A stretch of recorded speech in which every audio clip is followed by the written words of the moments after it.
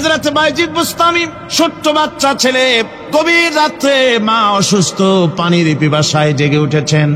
বাবারে পিপাসায় শেষ হয়ে গেলাম, পানি দাও। ছেলে ঘরের ভিতরে পানি না পেয়ে বাইরে দৌড়াদৌড়ি করলেন। অনেক দূর থেকে পানি নিয়ে এসে দেখেন মা ঘুমায় গেছেন। পানি নিয়ে দাঁড়ানো পৌষ মাস, মাঘ মাসের শীতের রাত, ফজরের সময় মায়ের ঘুম ভেঙে গেল। তাকিয়ে দেখেন বাইজিদ দাঁড়ানো, হাতে পানি থরথর করে কাঁপছে। জিজ্ঞাসা করে, বাইজিদ তুমি দাঁড়ানো কেন? ছোট্ট বাচ্চা বলে, মা পানি চেয়েছিলে তুমি গভীর রাত্রে, পানি ঘরে ছিল না, অনেক দূর থেকে আনতে হয়েছে। মা বলছে, ঘুমাও নাই কেন গ্লাস থুইয়া? বাচ্চা বলে, ঘুমাই নাই। তুমি যদি আবার পানি চাও, সময় মতো যদি দিতে না পারে মা, তোমার কষ্ট হবে। এই জন্য ফজর পর্যন্ত আমি দাঁড়ায় আছি, কখন তুমি পানি চাও। মা হাতের থেকে পানি নিয়ে পান করলেন। বাইজিদকে বিছানার উপরে আরাম করে কম্বল দিয়া ঘুম পড়াইয়া দিলেন। হযরতে বাইজিদের মা উযু করে ফজরের নামাজ পড়ে সিজদায় চলে গেলেন। চিৎকার মেরে কেঁদে বলেন, আমার রব, আমার আল্লাহ, আমি আমার বাইজিদের মা, আমি মা হয়ে বাইজিদের জন্য দোয়া করি। বাইজিদ আমার জন্য আজকে যা করেছে, আমি মা, আমার কলিজা ঠান্ডা হয়ে গেছে। আয় আল্লাহ, আমি বাইজিদের জন্য দোয়া করি, তুমি তাকে সুলতানুল আরিফিন বানাইয়া দিও। মঞ্জুর হয়ে গেল আল্লাহ পাকের কাছে দোয়া। আমার ভাইরা, আল্লাহ পাক বলছেন, খবরদার আমার ইবাদতের পরে মা বাপ, আল্লাহর ইবাদতের পরে কারা? মা বাপ। মা বাপকে সম্মান করো, শ্রদ্ধা করো, মোহাব্বত করো, কিসমত খুলে যাবে, কিসমত খুলে যাবে। মা বাপকে সম্মান। হযরত আবু হুরায়রা রাদিয়াল্লাহু তাআলা আনহু রাসূলের সামনে এসে কাঁদতেছেন। হুজুর বলছেন, আবু হুরায়রা কাঁদো কেন? কাঁদো কেন? রাতের বেলা কাঁদো কেন? হযরত আবু হুরায়রা বলছেন, হুজুর আমাকে মা মেরেছেন। হুজুর বলছেন, মা মারলো কেন? কোনো অপরাধ করেছো? কোনো গোস্তাখি করেছো? আবু হুরায়রা বলছেন, না হুজুর, কোনো গোস্তাখি করি নাই। তবে মারলো কেন? হযরত আবু হুরায়রা বলছেন, হুজুর আমি আপনার দরবার থেকে ফিরতে রাত হয়ে গিয়েছিল। মা জিজ্ঞেস করলেন, আবু হুরায়রা এত রাত্রে কোথায় ছিলে? বললাম, আমি ছিলাম যে কদম চুমতে পারলে দুনিয়া ধন্য হয়, সেই দরবারে নববীর কদম মোবারক থেকে আসতে আমার দেরি হয়েছে। আমার মা মুশরিকা, আপনার নাম শুনে তার গায়ে আগুন জ্বলে উঠলো, আমাকে ধরে মারা আরম্ভ করলো। বলল, হয় আমার বাড়ি ছাড়বি, আর না হয় মুহাম্মদ সাল্লাল্লাহু আলাইহি ওয়াসাল্লামের দরবার ছাড়বি। আমি বললাম, আমার মা, তুমি বুড়ি মানুষ, তোমার গায়ে যত শক্তি আছে সমস্ত শক্তি দিয়ে আমারে পিটাও, আমারে মারো। মারতে মারতে আমাকে বাড়ি থেকে তুমি বের করে দাও। তোমার বাড়ি শুদ্ধ, তামাম দুনিয়া ছেড়ে দিতে পারি, আল্লাহর নবীর কদম মোবারক ছেড়ে দিতে পারি না। তোমার মা তোমাকে মেরেছে, তুমি আমার কাছে নালিশ করছো? আমার তো এখানে ইন্টারফেয়ার করার কিছুই নেই। সুবহানাল্লাহ, সুবহানাল্লাহ। মা তোমাকে মেরেছে, এখানে আমার করার কিচ্ছু নয়। বিশ্ব নবী বলছেন, এত বড় পাওয়ারফুল নবী, লেজিসলেটিভ পাওয়ার, সারে আল্লাহ তাকে বানিয়েছেন শরীয়ত প্রণেতা।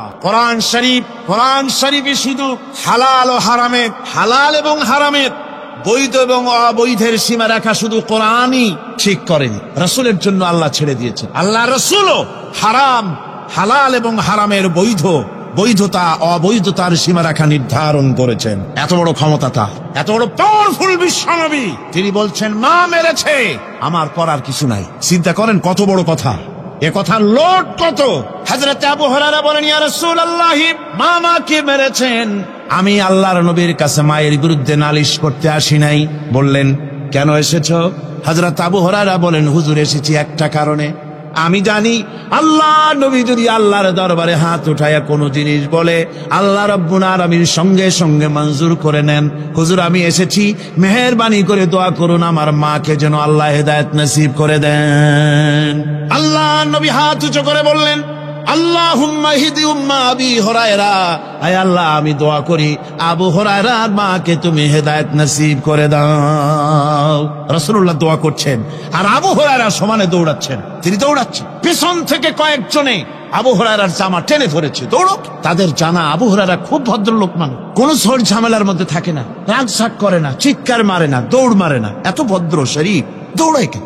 না জানি কোন বিপদ বুঝি ঘটে গেছে। পিছন থেকে জামা টেনে ধরে বলে, দৌড়াও কেন? হযরত আবু হুরায়রা জামা সাহাবীর হাত থেকে ছিনায় নিয়ে বলেন, জামা ছেড়ে দাও, আমাকে দৌড়াতে দাও। আমি দৌড়াইয়া বাড়ি যে দেখতে চাই, আমি দৌড়াই আগে আমার বাড়ি পৌঁছতে পারলাম না, আমি যাওয়ার আগে আমার আল্লাহর নবীর দোয়া আমার বাড়ি পৌঁছে গেছে, আমি এইটা দেখতে চাই। হযরতে আবু হুরায়রা বাড়িতে গিয়ে দরজা নক করলেন। ভেতর থেকে আওয়াজ এলো, কে? হযরতে আবু হুরায়রা বলেন, মা, আমি তোমার আবু হুরায়রা ফিরে এসেছি। মা বলছেন, বাবা অপেক্ষা করো, দরজা খুলতেছি। হযরত আবু হুরায়রা বলেন, মায়ের গলার আওয়াজের ভিতরে শিরকিয়াতের কর্কশতা পেলাম না, মায়ের গলার আওয়াজের ভিতরে তাওহীদের গন্ধ পেলাম। আমার মনে হলো নবীজির নিক্ষিপ্ত তীর তার নিশানায় পৌঁছে গেছে। কিছুক্ষণ পর মা আমার বেরিয়ে এলেন। মাথা থেকে, চুলের থেকে বুড়ি মানুষ, সাদা চুলের ভিতর থেকে পানি পড়তেছে। মা বলল, বাবারে, তোমারে মারার পর আমি বড় অনুতপ্ত হয়েছি, অনুশোচনা করেছি, আমি গোসল করেছি। মনে মনে ভাবলাম, আমার ছেলে তো কোনো খারাপ জায়গায় যায় নাই, কেন তারে মারলাম? আমি বড় লজ্জায় পড়েছি তোমারে মেরে। ও আমার আবু হুরায়রা, আমি গোসল করেছি, পবিত্র হয়ে গেছি, জলদি করে আমাকে নিয়ে চলো বিশ্ব নবী জনাবে মুহাম্মদুর রাসূলুল্লাহর দরবারে। হযরতে আবু হুরায়রার মা ঘোষণা করলেন, আশহাদু আল্লা ইলাহা ইল্লাল্লাহু ওয়াহদাহু লা শারীকা লাহু ওয়া আশহাদু আন্না মুহাম্মাদান আবদুহু ওয়া রাসূলুহু। আমার ভাইরা, মা বাপ সবচেয়ে সম্মানের জিনিস। আল্লাহর ইবাদতের পরই মা বাপের খেদমত করতে হবে। আল্লাহ পাক বলছেন, বান্দারে দেখ, মায়ের পেট থেকে আনলাম, মায়ের বুকের মধ্যে মহব্বত পয়দা করলাম, এত মহব্বত দিলাম তোর উপরে, যে কোনো বিদেশে যান, যেখানে যান, বাড়িতে ফিরলে পরে সকলে, ছেলে মেয়ে ভাই বোন সবাই দেখবে সুটকেসে আমার জন্য আনছে কি, সবাই চিন্তা করবে আমার জন্য কি এনেছে। একমাত্র মা সন্তানের মুখের দিকে তাকাবে, কখন খাইছে। সুবহানাল্লাহ, সুবহানাল্লাহ, আমার বাসার মুখখানা শুকনা, তুই বুঝি আজকে কিছু খাইস নাই। বিদেশে যেসব সন্তান থাকে, মা কাটা কবুতরের মতো ছটফট করে। আমার ছোটবেলার কথা আমি দেখেছি। শর্ষিনা মাদ্রাসায় পড়তাম, আব্বা টাকা দিতেন মাদ্রাসায় যাওয়ার সময়, আবার মা আবার মুরগির ডিম বিক্রি করা, বিভিন্ন জিনিস বিক্রি করা বা বাজার করার পয়সা, উদ্বৃত্ত কিছু পয়সা আব্বার অজান্তে আমার হাতের মুঠার মধ্যে দিয়ে দিতেন। যখন মাদ্রাসার দিকে রওনা হয়েছি, পর্দার আড়াল থেকে, দরজা থেকে দেখতাম, যতক্ষণ তাকায় দেখতেছি চোখ থেকে পানি দল করে পড়তেছে। সুবহানাল্লাহ, মা কি জিনিস! আল্লাহ আল্লাহ আল্লাহ। বিদেশে যদি কারো সন্তান মারা যায়, সবার জানা লাগে।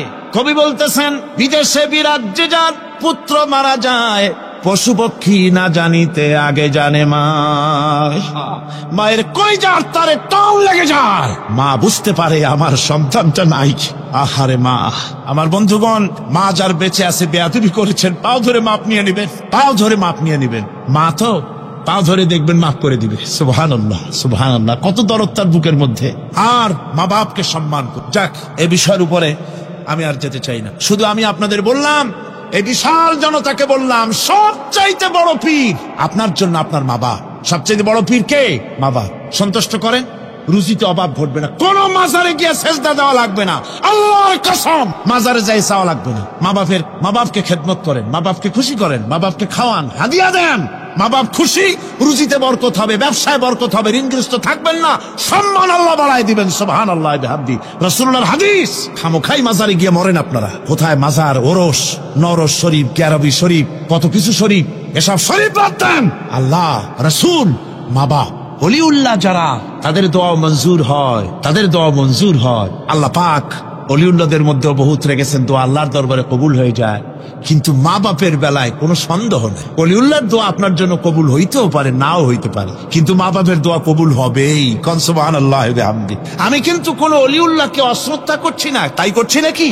না, ওলিউল্লাহদের মর্যাদা অনেক অনেক, কিন্তু আমরা ভুল করি। যেখানে গেলে 16 আনা পাবো, সেখানে না গিয়ে 4 আনা পাওয়ার সম্ভাবনা আছে, ওইখানে যাই, এইটা করি ভুল। এই জন্য আমি অনুরোধ করব, মা বাপকে সম্মান করবেন। আল্লাহ পাক বলছে, খালাকাল ইনসানা আল্লামাহুল বায়ান। আমি মানুষকে সৃষ্টি করেছি। কেমনে সৃষ্টি করলাম তা তো এতক্ষণ বললাম। এইভাবে করে মানুষ সৃষ্টি করেছি। দেখো, তোমার নিজের দিকে তাকাও। ফালয়ানজুরিল ইনসানু মিম্মা খুলিক। কিভাবে মানুষ তোমাকে সৃষ্টি করা হলো, একবার তাকায় দেখো, তোমার শরীরের দিকে একটু তাকায় দেখো তো, কেমনে আমি বানাইলাম, কিভাবে তৈরি করলাম, লক্ষ্য করো। এই যে মাথা, এই মাথাটার ভিতরে আছে কি? মগজ, ব্রেইন। বিজ্ঞানীরা বলেছেন এতে 1000 মিলিয়ন নার্ভ সেলস আছে এর মধ্যে। 1000 মিলিয়ন নার্ভ সেল। সেল হচ্ছে CELL, সেল। সেল মানে কোষ। এই 1000 অনুভূতি কোষ, 1000 মিলিয়ন অনুভূতি কোষ রয়েছে মাথার ভেতরে। মস্তিষ্কের এসব কোষগুলি, এসব সেলগুলি, তার মধ্যে আবার আছে নার্ভ ফাইবার, অর্থাৎ সূক্ষ্ম সূক্ষ্ম নার্ভ সুতা সমগ্র শরীরের মধ্যে তা ছড়িয়ে দেওয়া আছে। এই সূক্ষ্ম সুতার মাধ্যমে ঘন্টায় 70 মাইল বেগে শরীরের প্রত্যেকটা অঙ্গ প্রত্যঙ্গের খবর মস্তিষ্কের মধ্যে চলে যায়। সুবহানাল্লাহ। আপনার পায়ে যদি কাটা ফোটে, শরীরে যদি ব্যথা লাগে, ঘন্টায় 70 মাইল বেগে সূক্ষ্ম সূক্ষ্ম যে তারগুলি আল্লাহ দিয়েছেন, ওই তারের মাধ্যমে আপনার মাথায় চলে যায়। মস্তিষ্কে গেলে পরে তড়িৎ গতিতে সিদ্ধান্ত হয় কাটা তুলতে হবে, অথবা একটা সাপ দেখেছেন, সাপ প্রথম চোখ দিয়ে দেখলেন, চোখ, এই চোখের ভিতরে আপনার 130 মিলিয়ন লাইট রিসেপ্টর আছে, অর্থাৎ বিভিন্ন দৃশ্যকে, ছবিকে ক্যাচ করার মতো 130 মিলিয়ন লাইট রিসেপ্টর গ্রহণযোগ্য মেশিন রয়েছে চোখের ভিতর। চোখ দিয়ে সাপ দেখলেন, চোখের ভিতরে রয়েছে আবার অসংখ্য তার। এই অসংখ্য তার ব্রেনের সঙ্গে জুড়ে দেওয়া আছে। চোখ সাপ দেখলো, 70 মাইল বেগে প্রতি ঘন্টায় এই খবর তড়িৎ প্রবাহের মতো মস্তিষ্কের ভেতরে চলে গিয়েছে। মস্তিষ্ক সঙ্গে সঙ্গে ডিসিশন দিচ্ছে, দৌড় মারো, অথবা লাঠি হাতে নাও, অথবা যে কোনো একটা পজিশন তাকে সাথে সাথে সিদ্ধান্ত দিয়ে দিচ্ছে। জোরে বলেন সুবহানাল্লাহ। এই অনুভূতি শক্তি যদি আল্লাহ পাক না দিতেন মানুষের শরীরে, পায়ের মধ্যে পাথর ঢুকলে, কাটা তো কাটা, পাথর ঢুকলেও টের পাইতাম না। আল্লাহ পাক এই ব্যবস্থা করে দিয়েছেন মস্তিষ্কের মধ্যে এতগুলি সেল, প্রত্যেকটা সেলের আলাদা আলাদা কাজ। সুখ, দুঃখ, ভালোবাসা, মোহাব্বত, আনন্দ, স্বাদ ইত্যাদি জিনিসের অনুভূতি মস্তিষ্কের ভেতর থেকেই হয়। এখানে সেগুলি রেখে দেওয়া হয়েছে। তারপরে রয়েছে এই মস্তিষ্কের ভেতরে মেমোরি, স্মৃতি শক্তি। দেখুন, এই যে টেপ রেকর্ডারে ওয়াজগুলি রেকর্ড হচ্ছে, তাফসীর রেকর্ড হচ্ছে। কিছুদিন পর ওই রেকর্ডের উপরে আর একটা কথা যদি উঠান, তাহলে প্রথম কথা থাকবে, প্রথম গান বা ওয়াজ থাকবে, নষ্ট হয়ে। কিন্তু আল্লাহ রাব্বুল আলামিন আপনার আমার মাথার ভিতরে এমন এক ফিতা দিয়ে দিয়েছেন, এমন একটা মেমোরি ফিতা দিয়েছেন, যেই ফিতার ভিতরে হাজার হাজার, লক্ষ লক্ষ, কোটি কোটি সমস্ত কথাগুলি ধরবে, আপনি মুখস্থ করতে পারবেন। আগে যা মুখস্থ করেছেন, পরে মুখস্থ করলে পরে আগেরটা মুছে যাবে না। সুবহানাল্লাহ। কি সুন্দর করে মস্তিষ্কের ভেতরে এই মেমোরি শক্তিকে আল্লাহ পাক তৈরি করে দিয়েছেন। চিন্তা করলে মাথা নত হয়ে যাবে আল্লাহর দরবারে। আল্লাহ পাক বলছেন, এই জিনিস আমি তোমার মাথার মধ্যে রেখেছি। দেখুন, মানুষ কত কথা বলে, কত বই পড়ে, মানুষের মাথায় যত কথা আছে সব কথা যদি লিপিবদ্ধ হয়, ভলিউম হয়ে যাবে, যা একটা লাইব্রেরিতে ধরা সম্ভব নয়। অর্থাৎ আপনার মাথাটা হচ্ছে একটা বিশ্বকোষ, আপনার মাথাটা হচ্ছে একটা বিরাট বিশ্বজোড়া লাইব্রেরি। জোরে কোন সুবহানাল্লাহ। আপনার মাথায় যা আছে তা আপনার কোনো বিল্ডিং এর মধ্যে ধরবে না, কোনো গ্রামে, কোনো দেশের মধ্যে তা ধরবে না। এত জিনিস আপনার মাথার মধ্যে আছে, ঠিক কিনা? এরপরে আল্লাহ পাক একটা চোখ আমাদের দিলেন। আল্লাহ রাব্বুল আলামিন বলেন, আলাম নাজআল লাহু আইনাইনি ওয়া লিসানান ওয়া শাফাতাইন ওয়া হাদাইনাহুন নাজদাইন। আমি কি তোমাদেরকে দুটি চক্ষু আর জিহ্বা, আর তোমাদেরকে আমি কি তোমাদের দুটি চক্ষু, দুটি ঠোঁট আর জিহ্বা কি আমি তোমাদের দেই নাই, যা দিয়া তোমরা দেখতে পাও, যা দিয়া তোমরা অনুভূতি, মাথার ভিতরে অনুভূতি জাগে। এই যে দুটো চোখ দিলাম, সুবহানাল্লাহ সুবহানাল্লাহ বলে, দুটি চোখ আছে বলে এই সুন্দর পৃথিবী দেখতে পাই। চোখ দুটি না থাকলে পৃথিবী অন্ধকার, মা দেখতে পাবো না, কোরআন দেখতে পাবো না, পৃথিবী দেখতে পাবো না, বাপ দেখতে পাবো না, সন্তান দেখতে পাবো না, দুনিয়াটা মিথ্যা হয়ে যাবে, ঠিক কিনা? ছোট্ট চোখ, 1 থেকে 1.5 ইঞ্চির ভিতরে এত সুন্দর দুটি ক্যামেরা, যে ক্যামেরা দিয়া দুনিয়ার সব কিছুকে ক্যাচ করা যায়, সব ক্যাচ করা যায়। বলুন তো, এমন একটা বাক্স আপনারা কেউ বানায় দিতে পারবে যে বাক্সের ভিতরে হাতি, ঘোড়া, বাঘ, ভল্লুক, ময়না, টিয়া, পাহাড়, পর্বত, নদ নদী, কীট পতঙ্গ, তরু লতা, গাছপালা গোষ্ঠী শুদ্ধা ধরবে, আরো খানিকটা জায়গা বাকি থাকবে, এরকম একটা বাক্স কেউ বানায় দিতে পারবে? পারবে। এমন একটা বাক্স পৃথিবীর কোন মিস্ত্রি বানাতে পারবে না। কিন্তু আল্লাহ রাব্বুল আলামিন আপনার আমার কপালের নিচে 1 থেকে 1.5 ইঞ্চির ভিতরে এমন 2টা ফিল্ম বক্স তৈরি করে দিয়েছেন, যা দিয়া তাকাবেন আপনি, কোটি কোটি মানুষ দেখবেন, পাহাড় দেখবেন, সমুদ্র দেখবেন, সূর্য দেখবেন, চন্দ্র দেখবেন, এত কিছু দেখার পরেও চোখের ভিতরে আরো খানিকটা জায়গা ফাঁকা থেকে যায়। কি বিরাট নিয়ামত এই চোখ আল্লাহ পাক আমাদেরকে দান করেছে। এই চোখকে হেফাজতের জন্য আবার চোখের উপরে সানসেট তুলে দেওয়া আছে। সানসেট ভুরু, আল্লাহ ভুরু লাগায় দিয়েছেন, নিচে একটু হাড় জায়গায় দিয়েছেন, উপরে সানসেট, ভেতরে চোখ, যাতে করে বল এসে লাগলে পরে চোখটা গলে না যায়, আছাড় খেলে পরে চোখটা গলে না যায়, চোখটাকে সেফ সাইডে রেখে দিয়েছেন আল্লাহ পাক সুবহানাহু ওয়া তাআলা। আল্লাহ পাকের কাছে শুকরিয়া তো আদায় করলাম না, আদায় করি। আসুন পড়ি আমরা সবাই, আলহামদুলিল্লাহি রাব্বিল আলামিন। আল্লাহ পাক বলেন, আলাম নাজআল লাহু আইনাইনি ওয়া লিসানাও ওয়া শাফাতাইন।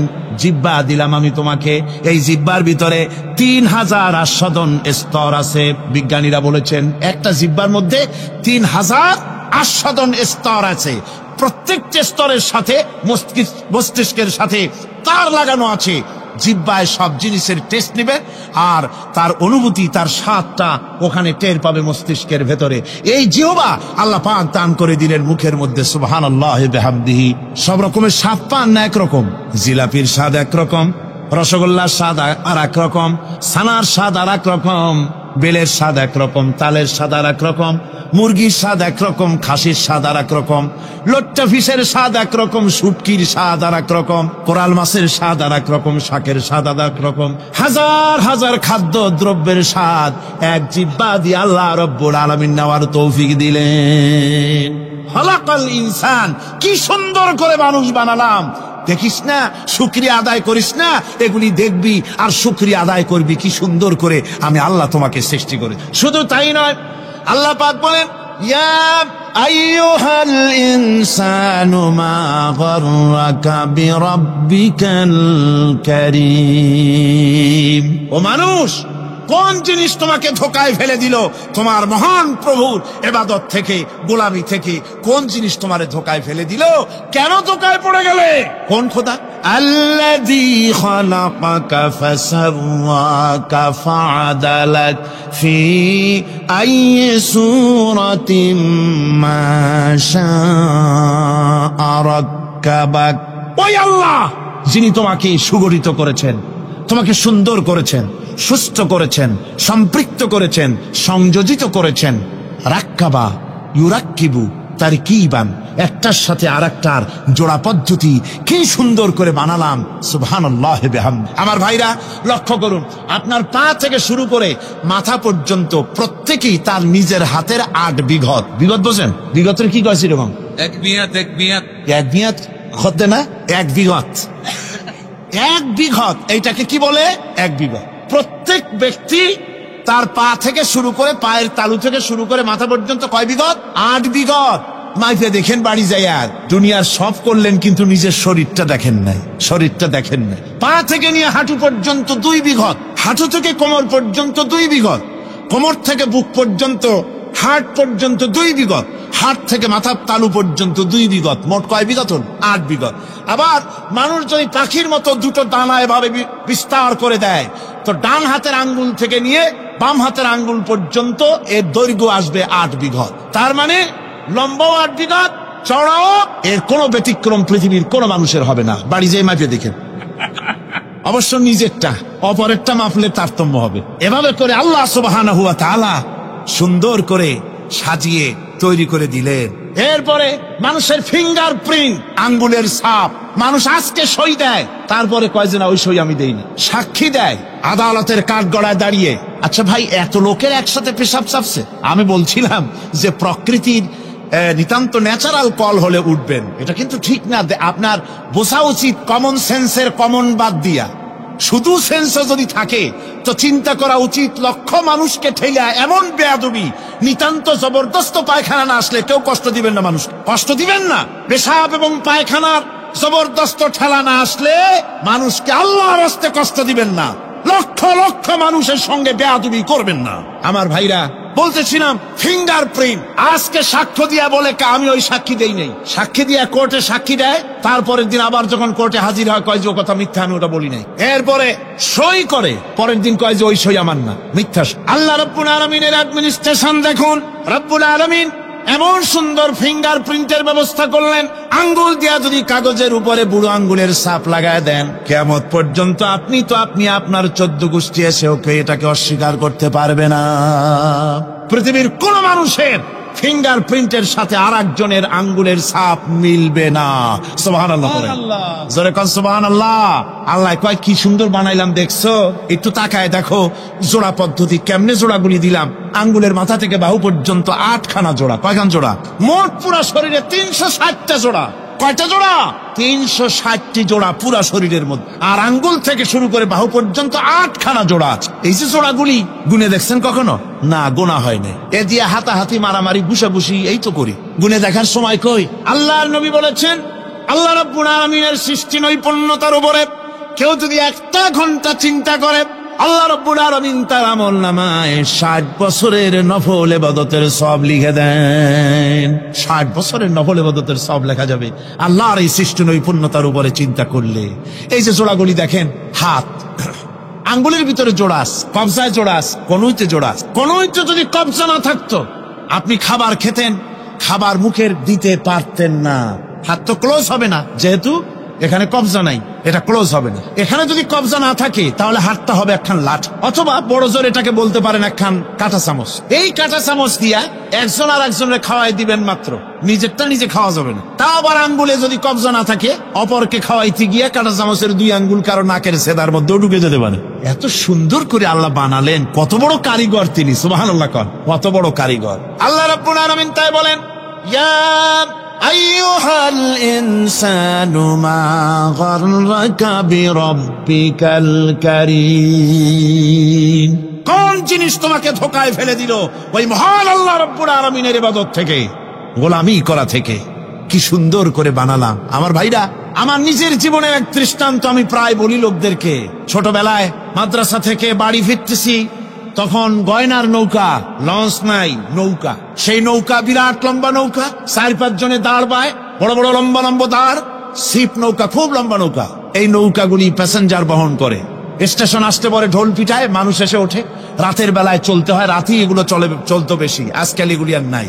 সেই নৌকার মাঝখানে থাকতো বাঁশ পোতা, 2 দিকে মানুষ শোবে, নৌকার 2 দিকে মাথা দিয়ে, 1 দিকে পা দিয়ে শোবে। ছাত্র জীবন, শুয়ে আছি এরকম করে, কিন্তু পা লম্বা করা যায় না। পা লম্বা করলে আর একজনের বুকের উপরে গিয়ে ওঠে। এভাবে করে পা কতক্ষণ গোটো করে রাখা যায়? কিছুক্ষণ পর মনের মধ্যে চিন্তা জাগলো যে আল্লাহ, হাঁটুতে তো ব্যথা করতেছে, এই হাঁটুগুলি যদি নাট বল্টুর মতো মোড়ায় মোড়াইয়া খোলার সিস্টেম করে দিতে, তাহলে তো এখন কষ্ট হতো না। ঠ্যাংডারে মোড়াইয়া খুলিয়া তারপরে ব্যাগের মধ্যে ভরিয়া বালিশের কাজও হতো, ঠ্যাংও ব্যথা করতো না। ছাত্র হলে যত চিন্তা মাথার মধ্যে আসে, এইসব চিন্তা, কেনুর মধ্যে একটা মুড়ি প্যাঁচ হলে ভালো হইতো, এইসব চিন্তা করতেছে। চিন্তা করে করে এক ফাঁকে ঘুম এসে গেল। সকালবেলায় নৌকা যখন ফিরেছে স্টেশনে, ঘুম ভেঙে গেল যাত্রীদের চিৎকারে। একজন বলছে আমার মানি ব্যাগ চুরি হয়েছে, আর একজন বললো আমার হ্যান্ড ব্যাগ গেছে, আর একজন বলছে আমার ব্রিফকেস গেছে, সরে নিয়ে গেছে। ওরা তো যার যার হারানো জিনিস নিয়ে ব্যস্ত। আমি তখন তওবা করতেছি যে আল্লাহ, আমার বুদ্ধিমতো যে বুদ্ধি রাত্রে করলাম, এই বুদ্ধিমতো যদি মানুষের হাতে এবং কেনুতে থাকতো নাট বল্টুর মতো করে মুড়ি পেঁয়াজ দেওয়া, আর ওইগুলি যদি থাকতো ব্রিফকেসের মধ্যে, হ্যান্ড ব্যাগের মধ্যে, তাহলে তো সকালবেলায় শুনতাম কেউ বলতো যে আল্লাহ আমার তো ঠ্যাং চুরি হয়ে গেছে, কেউ বলতো আমার তো হাত চুরি হয়ে গেছে। আল্লাহ আল্লাহ আল্লাহ আল্লাহ, আল্লাহু আকবার। আল্লাহ সুবহানাহু ওয়া তাআলা কি সুন্দর করে তৈরি করেছেন। এত হাল তারা মিন ফুতুর। আমার সৃষ্টি নৈপুণ্যতার ভেতরে কোনো ভুল দেখতে পাও? কোনো ভুল পাবে না। আমার সৃষ্টি নৈপুণ্যতার ভেতরে কোনো ভুল নাই। সুবহানাল্লাহি বিহামদিহি, সুবহানাল্লাহি বিহামদিহি। এত সুন্দর করে আল্লাহ সুবহানাহু ওয়া তাআলা মানুষ সৃষ্টি করলেন। খলাকাল ইনসান আল্লামাহুল বায়ান। তিনি মানুষকে কথা বলা শিখিয়েছেন, তিনি মানুষকে সৃষ্টি করেছেন এত সুন্দর করে, চামড়া দিয়ে, সুন্দর করে চোখ দিয়ে, চুল দিয়ে, মুখ দিয়ে, কি সুন্দর করে বানিয়েছেন। সুবহানাল্লাহ। দেখুন, পায়ের তালুর চামড়া একরকম, তলার চামড়া আর এক রকম, বুকের চামড়া একরকম, পিঠের চামড়া আর এক রকম, ঠিক কিনা কন? পায়ের উপরের যে চামড়া, ওই চামড়াটা যদি পায়ের তলায় হতো, 2 দিনও হাঁটা যেত না। প্রতি সপ্তাহে 3 বার করে হাফসুল করা লাগবে, কন ঠিক কিনা? আল্লাহ সুবহানাহু ওয়া তাআলা যেখানে যেটা দরকার তাই দিয়েছেন। আর ওরা বলে কি, কয় যে আল্লাহ নাই, দেয়ার ইজ নো গড। ছাগল কোথাকার। গ্যাগারিন বলেছিলেন, ইউরি গ্যাগারিন প্রথম মহাশূন্যচারী, মহাশূন্য পরিভ্রমণ করে এসে বললেন যে মহাশূন্যের লক্ষ লক্ষ মাইল পরিভ্রমণ করে এলাম। মহাশূন্যে হিন্দুরা যাকে ভগবান বলে, খ্রিস্টান যাকে গড বলে, মুসলমানেরা যারা আল্লাহ বলে, এই লক্ষ লক্ষ মাইলের কোন জায়গায় অস্তিত্ব দেখলাম না। কিসের আল্লাহ, কিসের গড? নাউজুবিল্লাহি মিন যালিক। কত বড় ছাগল! তুমি দেখবা আল্লাহ রে, তুমি তো নিজের শরীরই নিজে দেখো না। আমরা কি আমাদের নিজের শরীরটা দেখি?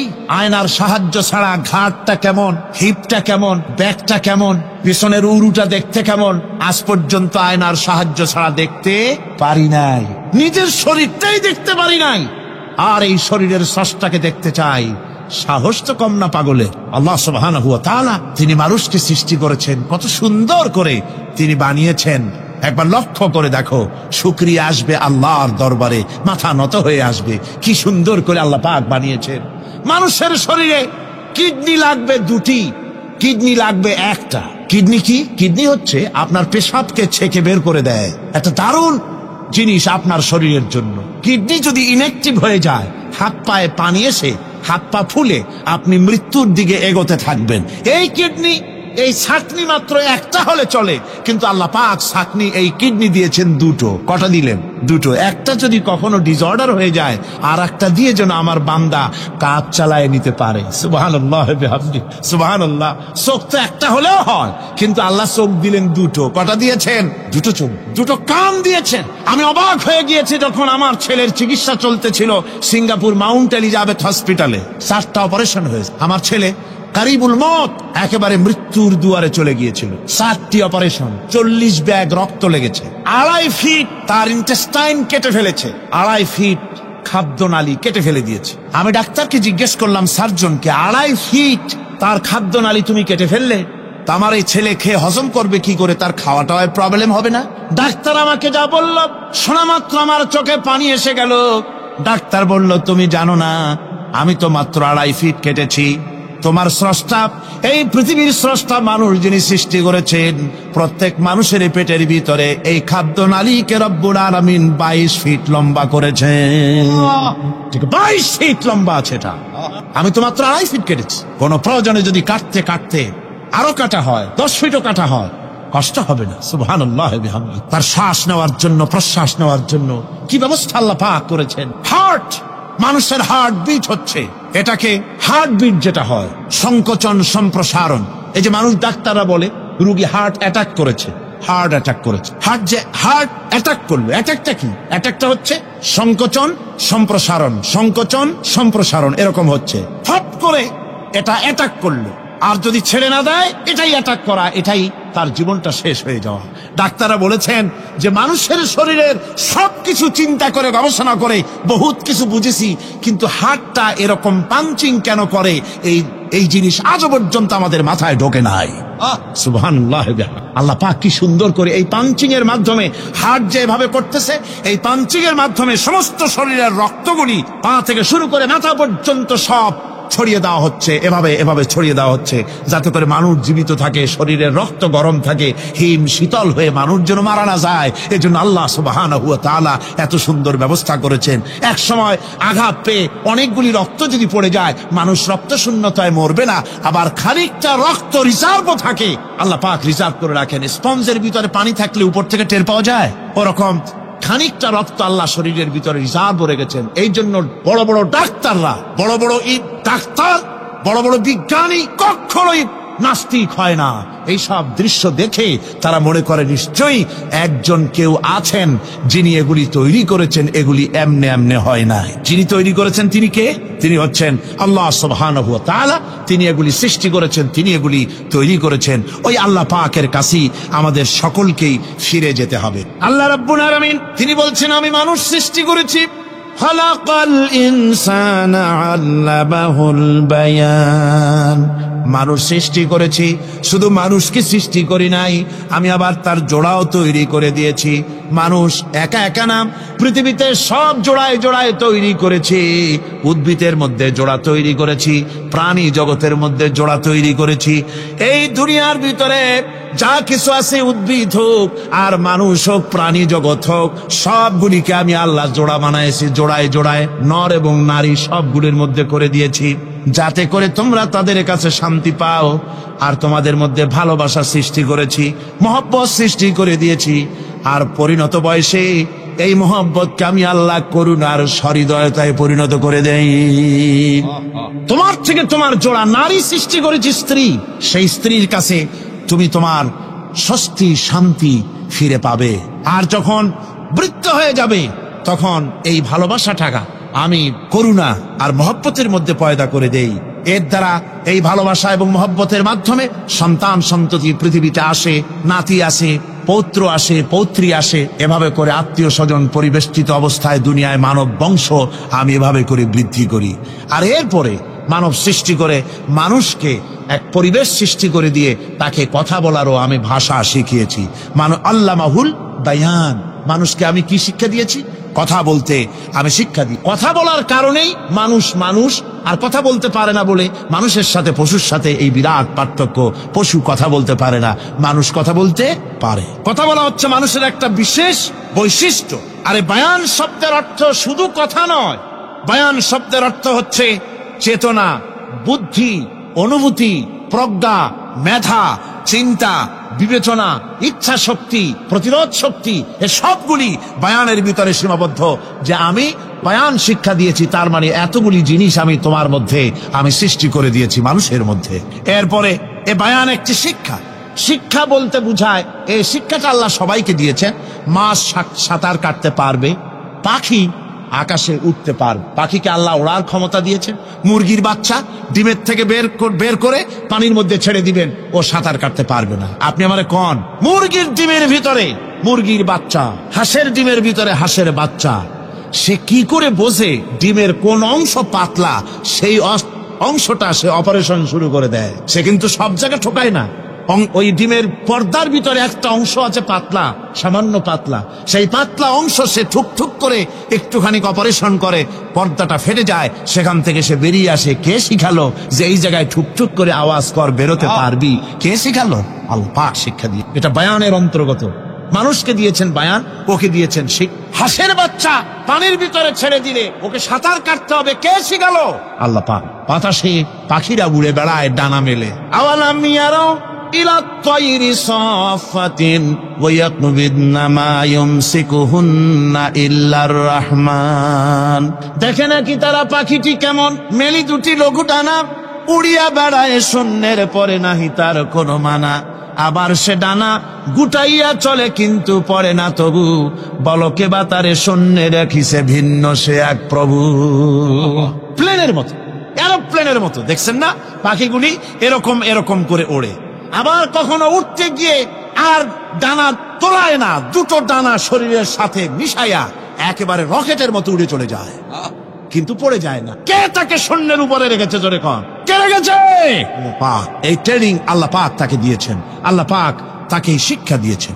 এই শিক্ষা, পানিতে সাঁতার কাটবে মাছ, বায়ুতে ভেসে বেড়াবে পাখি, তারপরে মানুষের চোখের পলক পড়বে, পাকস্থলী হজম করবে, এসব শিক্ষা আল্লাহই দিয়েছেন। প্রত্যেকটা জিনিসকে সৃষ্টি করেছেন, আর তার কাজটাও কিভাবে হবে তাও আল্লাহ পাক শিখিয়ে দিয়েছেন।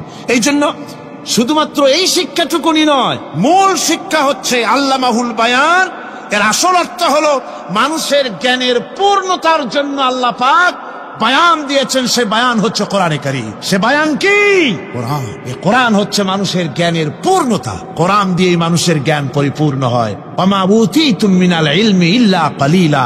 তোমাদেরকে খুব সামান্যতম জ্ঞান দেওয়া হয়েছে। আসল জ্ঞানের মালিক কে? আল্লাহ সুবহানাহু ওয়া তাআলা। আল্লাহ রাব্বুল আলামিন বলেন, আশ-শামসু ওয়াল কমারু বিহুসবান ওয়ান নাজমু ওয়াশ-শাজারু ইয়াসজুদান।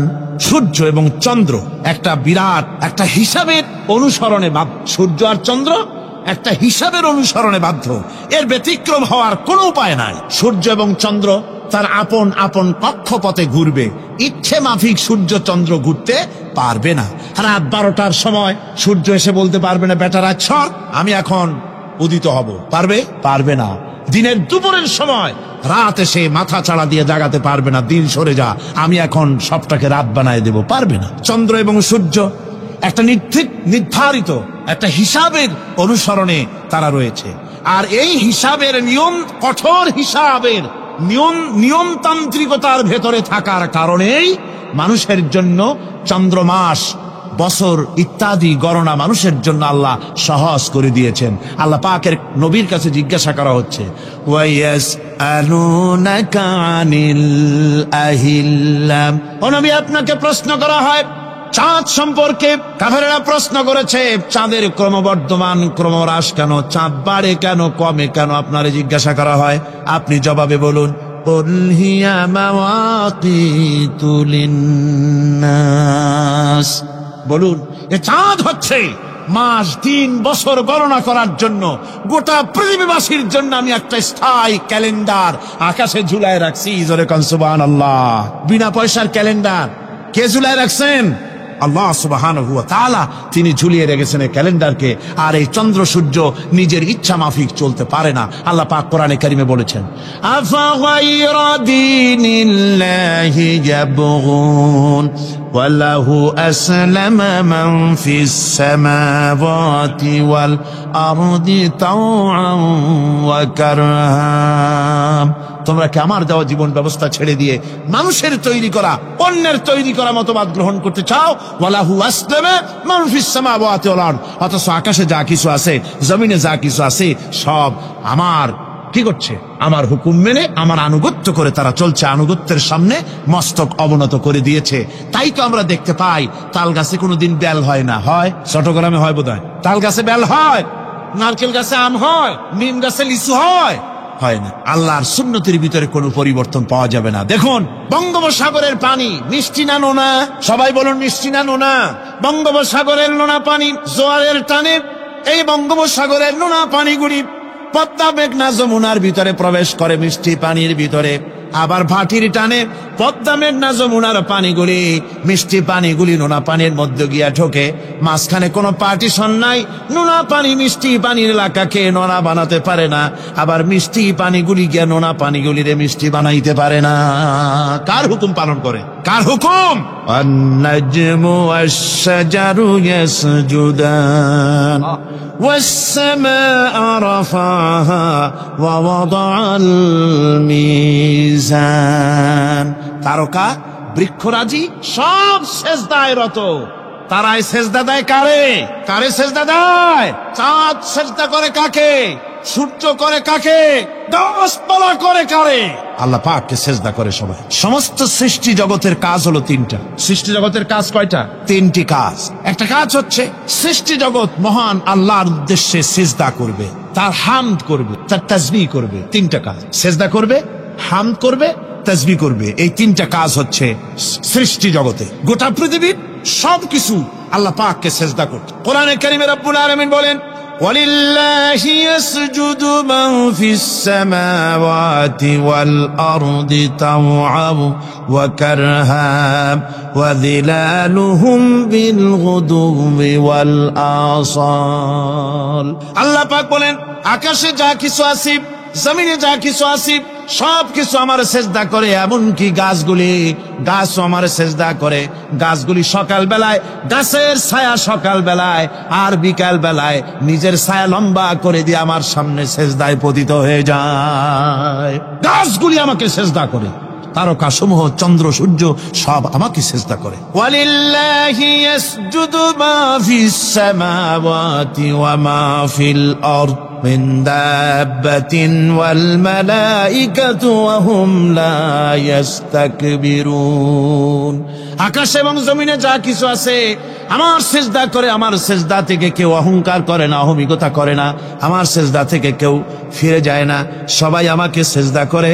সুতরাং ও মানুষ, আমার দরবারে সেজদায় মাথা নত করে দাও। সবগুলি আমার সামনে সেজদা করতেছে। আলাম তারা আন্নাল্লাহা ইয়াসজুদু লাহু মান ফিস সামাওয়াতি ওয়া মান ফিল আরদ والشمس والقمر والنجوم والجبال والشجر والدواب وكثير من الناس। আল্লাহ পাক বলছেন আকাশ এবং জমিনে যা আছে সব আমাকে সেজদা করছে, চাঁদে, সূর্যতে, গাছপালায়, পাহাড় পর্বতে, সবকিছু, সমস্ত প্রাণী জগৎ পর্যন্ত, চতুষ্পদ জন্তুগুলি পর্যন্ত আমি আল্লাহকে সেজদা করে। সুবহানাল্লাহ, সুবহানাল্লাহ গণ, এই সব সেজদা আল্লাহর জন্য। সুতরাং আল্লাহ পাককে সেজদা করতে হবে। এই সেজদা দিয়া ধন্য হচ্ছে সমস্ত সৃষ্টি জগৎ। মানুষ শুধু আল্লাহ পাককে সেজদা করছে না, অনেক মানুষ সেজদা থেকে গাফেল। সেই জন্য গতকালও আমি আপনাদের সামনে বলেছিলাম আল্লাহকে সেজদা দিবেন, সেজদাই বেশি মজা। সেজদাই যদি না দিতে পারলেন তাহলে দিবেনটা কি? আপনাকে সৃষ্টি করা হয়েছে সেজদার জন্য। মানুষ যেমন সেজদা দিতে পারে নাক দিয়া, কপাল দিয়া, হাত দিয়া, পা দিয়া, হাঁটু দিয়া, মানুষ যেমন সেজদা দিতে পারে মানে শরীর অঙ্গ প্রত্যঙ্গ দিয়ে, এইভাবে কিন্তু পৃথিবীর অন্য কোনো প্রাণী সেজদা দিতে পারে না। দেখুন না, আপনার বাড়ির একটা বিড়াল অথবা ছাগল অথবা গরু, ওরে নাক আর কপাল দিয়ে মানুষে যেমন সেজদা দেয়, ওই রকম সেজদা দেওয়াতে চেষ্টা করে, চারটে ঠ্যাং নিয়ে উল্টে পড়ে যাবে, সেজদা দিতে পারবে না। সেজদা নাক আর কপাল দিয়া সেজদার ব্যবস্থা আল্লাহ মানুষের জন্যই করেছেন। সুবহানাল্লাহ বিহামদিহি। বেশি করে আল্লাহ পাককে সেজদা করতে হবে আর তাসবিহ করতে হবে। আল্লাহ পাকের তাসবিহ করবেন কার? ইউসাব্বিহু লিল্লাহি মা ফিস সামাওয়াতি ওয়া মা ফিল আরদ। সাব্বাহা ইউসাব্বিহু তাসবিহান। অতীতে তসবিহ পড়েছে, বর্তমানে তসবিহ পড়ছে, ভবিষ্যতেও তসবিহ পড়বে। আল্লাহ যা আছে আকাশে, যা আছে জমিনে, তসবিহ পড়বে কার? আল্লাহ পাকের তসবিহ পড়বে। সুতরাং এই পৃথিবীতে যা আছে সব আল্লাহর তসবিহ পড়ছে। আমরা বুঝি না, ওদের ভাষা বুঝি না। বাতাস তার শনশন রবে, পানি তার কুলুকুলু নাদে, পাতা পল্লবগুলি তার মর্মর রবে, পাখি তার কল কাকলিতে, ইত্যাদি যত রকমের শব্দ আমাদের কানে আসে, সমস্ত শব্দের মধ্যে আল্লাহর জিকির হয়, আমরা বুঝি না। কোরআনে কারীম এ কথাটা এভাবে বলছে, ওয়া ইম মিন শাইইন ইল্লা ইউসাব্বিহু বিহামদিহি ওয়ালাকিন লা তাফকাহুনা তাসবিহাহুম। যা আছে পৃথিবীতে, আকাশে, জমিনে, সব আমার তাসবিহ পড়ে, তোমরা বোঝো না। ওই ফাল্গুন মাসে, চৈত্র মাসে, বসন্তকালে গাছের ডালে ডালে কোকিল বসে ডাকে কুহু কুহু করে, তুমি শোনো কুহু কুহু, আসলে তো কুহু কুহু না, ওরা ডাকে আল্লাহু আল্লাহু। পড়েন সবাই, আল্লাহু আল্লাহু আল্লাহু আল্লাহু আল্লাহু। সব কিছু আল্লাহ পাকের জিকির করছে, আল্লাহর তাসবিহ। ওয়াস-সামাআ রাফাহা ওয়া ওয়াদাআল মিজান আল্লা তাতগাউ ফিল মিজান ওয়া আকিমুল ওয়াজনা বিল কিসতি ওয়া লা তুখসিরুল মিজান। আকাশমণ্ডলকে তিনি সুউচ্চ করে রেখেছেন এবং মানদণ্ডকে তিনি প্রতিষ্ঠিত করেছেন। সুতরাং মানদণ্ডকে বিপর্যস্ত করো না, মানদণ্ডকে প্রতিষ্ঠিত করো। আর পাল্লার দাড়িকে খবরদার বাঁকা করে দিও না। এই যে মিজান শব্দ আল্লাহ তিনটি আয়াতে, তিন জায়গা আল্লাহ মিজান শব্দ ব্যবহার করলেন। এই মিজান হচ্ছে মানদণ্ড। এই মানদণ্ড কি? সূরা আল হাদীদের মধ্যে আল্লাহ পাক এটা আরো সুন্দর করে এখানে বলেছে, লাকাদ আরসালনা রুসুলানা বিল বাইয়িনাতি ওয়া আনজালনা মাআহুমুল কিতাবা ওয়াল মিজানা লিয়াকুমান নাসু বিল কিসত। আমি রাসূলদেরকে, অবশ্যই আমি আমার রাসূলদের পৃথিবীতে প্রেরণ করেছি, তাদের সাথে দিয়েছি বাইয়িনাত, তাদের সাথে দিয়েছি কিতাব, আর তাদের সাথে দিয়েছি আমি মিজান। সমস্ত নবীদেরকে তিনটা জিনিস দেওয়া হয়েছে। কোরআনে এখানে বলা হচ্ছে কয়টা জিনিস? তিনটা। একটা হচ্ছে কিতাব, একটা হচ্ছে বাইয়িনাত, আর একটা হচ্ছে মিজান। বাইয়িনাত হচ্ছে যে সমস্ত দলিলের মাধ্যমে বোঝা যায় যে উনি আল্লাহর পয়গম্বর, এগুলি হচ্ছে বাইয়িনাত। আর কিতাব হচ্ছে আল্লাহর পক্ষ থেকে যে ওহীর মাধ্যমে যে কিতাব আসছে সেই কিতাব। আর মিজান হচ্ছে ন্যায় বিচার, সুষ্ঠু বিচার। এই সুষ্ঠু বিচার যা দিয়ে হক এবং বাতিলকে বোঝা যায়, এই ন্যায় বিচার, সুষ্ঠু বিচার কোরআনের মাধ্যমে আল্লাহ পাক নবীদেরকে দান করেছেন। সুতরাং এই পৃথিবীতে যদি আমরা শান্তি চাই, স্বস্তি চাই, আমরা যদি নিরাপত্তা চাই, তাহলে মিজান, জাস্টিস কায়েম করতে পারে কেবলমাত্র কোরআন। এই কোরআনের আইন অনুযায়ী জীবন পরিচালিত করতে পারলে আমরা আমরা দুনিয়ায় শান্তি পাবো। এমনকি আল্লাহ পাক সমস্ত ন্যায় বিচার শিখাইছেন, পরের হক কিভাবে আদায় করবেন, দরিদ্রের হক কিভাবে আদায় করবেন, এমনকি ওজন করতে গিয়ে আপনি যেন কোনো ক্রেতাকে না ঠকান সে কথাও আল্লাহ বলেছেন। খবরদার দাড়ির পাল্লার দাড়িটাকে কখনো বাঁকা করো না, উল্টা পাল্টা করো না। একথা কোরআনে কারীমের মধ্যে আল্লাহ পাক পরিষ্কার করে আমাদের সামনে বলে দিলেন। আমার বন্ধুগণ, এরপরে সর্বশেষ আমি শেষ করে এনেছি, আর মাত্র 2টি আয়াত আপনাদের সামনে বলে আমরা যাব আকর্ষণীয় মুনাজাতের দিকে ইনশাআল্লাহ। সবাই বলেন ইনশাআল্লাহ। আল্লাহ রাব্বুল আলামিন এবার বলেন, ওয়াল আরদা ওয়াদাহা লিল আনাম ফিহা ফাকিহাতু ওয়ান নাখলু যাতুল আকমাম। আল্লাহ পাক বলছেন পৃথিবীকে তিনি সমস্ত সৃষ্টির জন্য এই পৃথিবী বানিয়েছেন।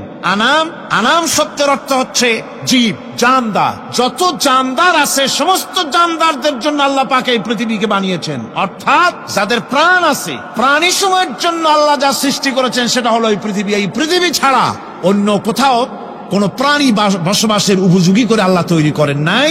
এই পৃথিবীটা কি আল্লাহ পাক প্রাণীদেরকে বসবাসের উপযোগী করে তৈরি করেছেন। তারপরে বলছেন পৃথিবী তো তৈরি করলাম, এরপরে আমি তাদের সমস্ত খাবার দাবারের ব্যবস্থাও করেছি।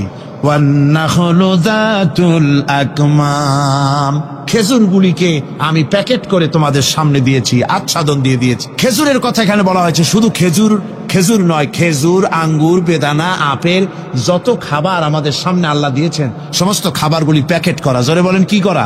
প্যাকেট করা। কি মহব্বত করে আল্লাহ দিয়েছেন।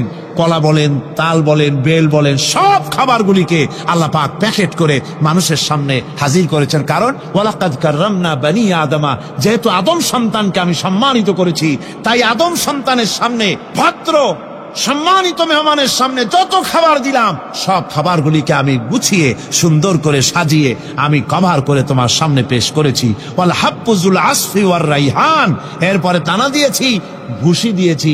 দানা হচ্ছে মানুষের খাবার, ভুসি হচ্ছে পশুর খাবার। এই মানুষের খাবার, পশুর খাবার সবকিছু আমি পরিবেশন করেছি। এরপর আল্লাহ বলছেন ফাবিআইয়ি আলা'i রাব্বিকুমা তুকাযযিবান। পড়েন ফাবিআইয়ি আলা'i রাব্বিকুমা তুকাযযিবান। আল্লাহ পাক বলছেন কোন নিয়ামতকে, তোমার প্রভুর কোন নিয়ামতকে অস্বীকার করতে পারো? আল্লাহর কোন নিয়ামতকে অস্বীকার করতে পারবে না। এভাবে হাজারো নিয়ামত দিয়ে আমি তোমাদেরকে সমৃদ্ধ করেছি।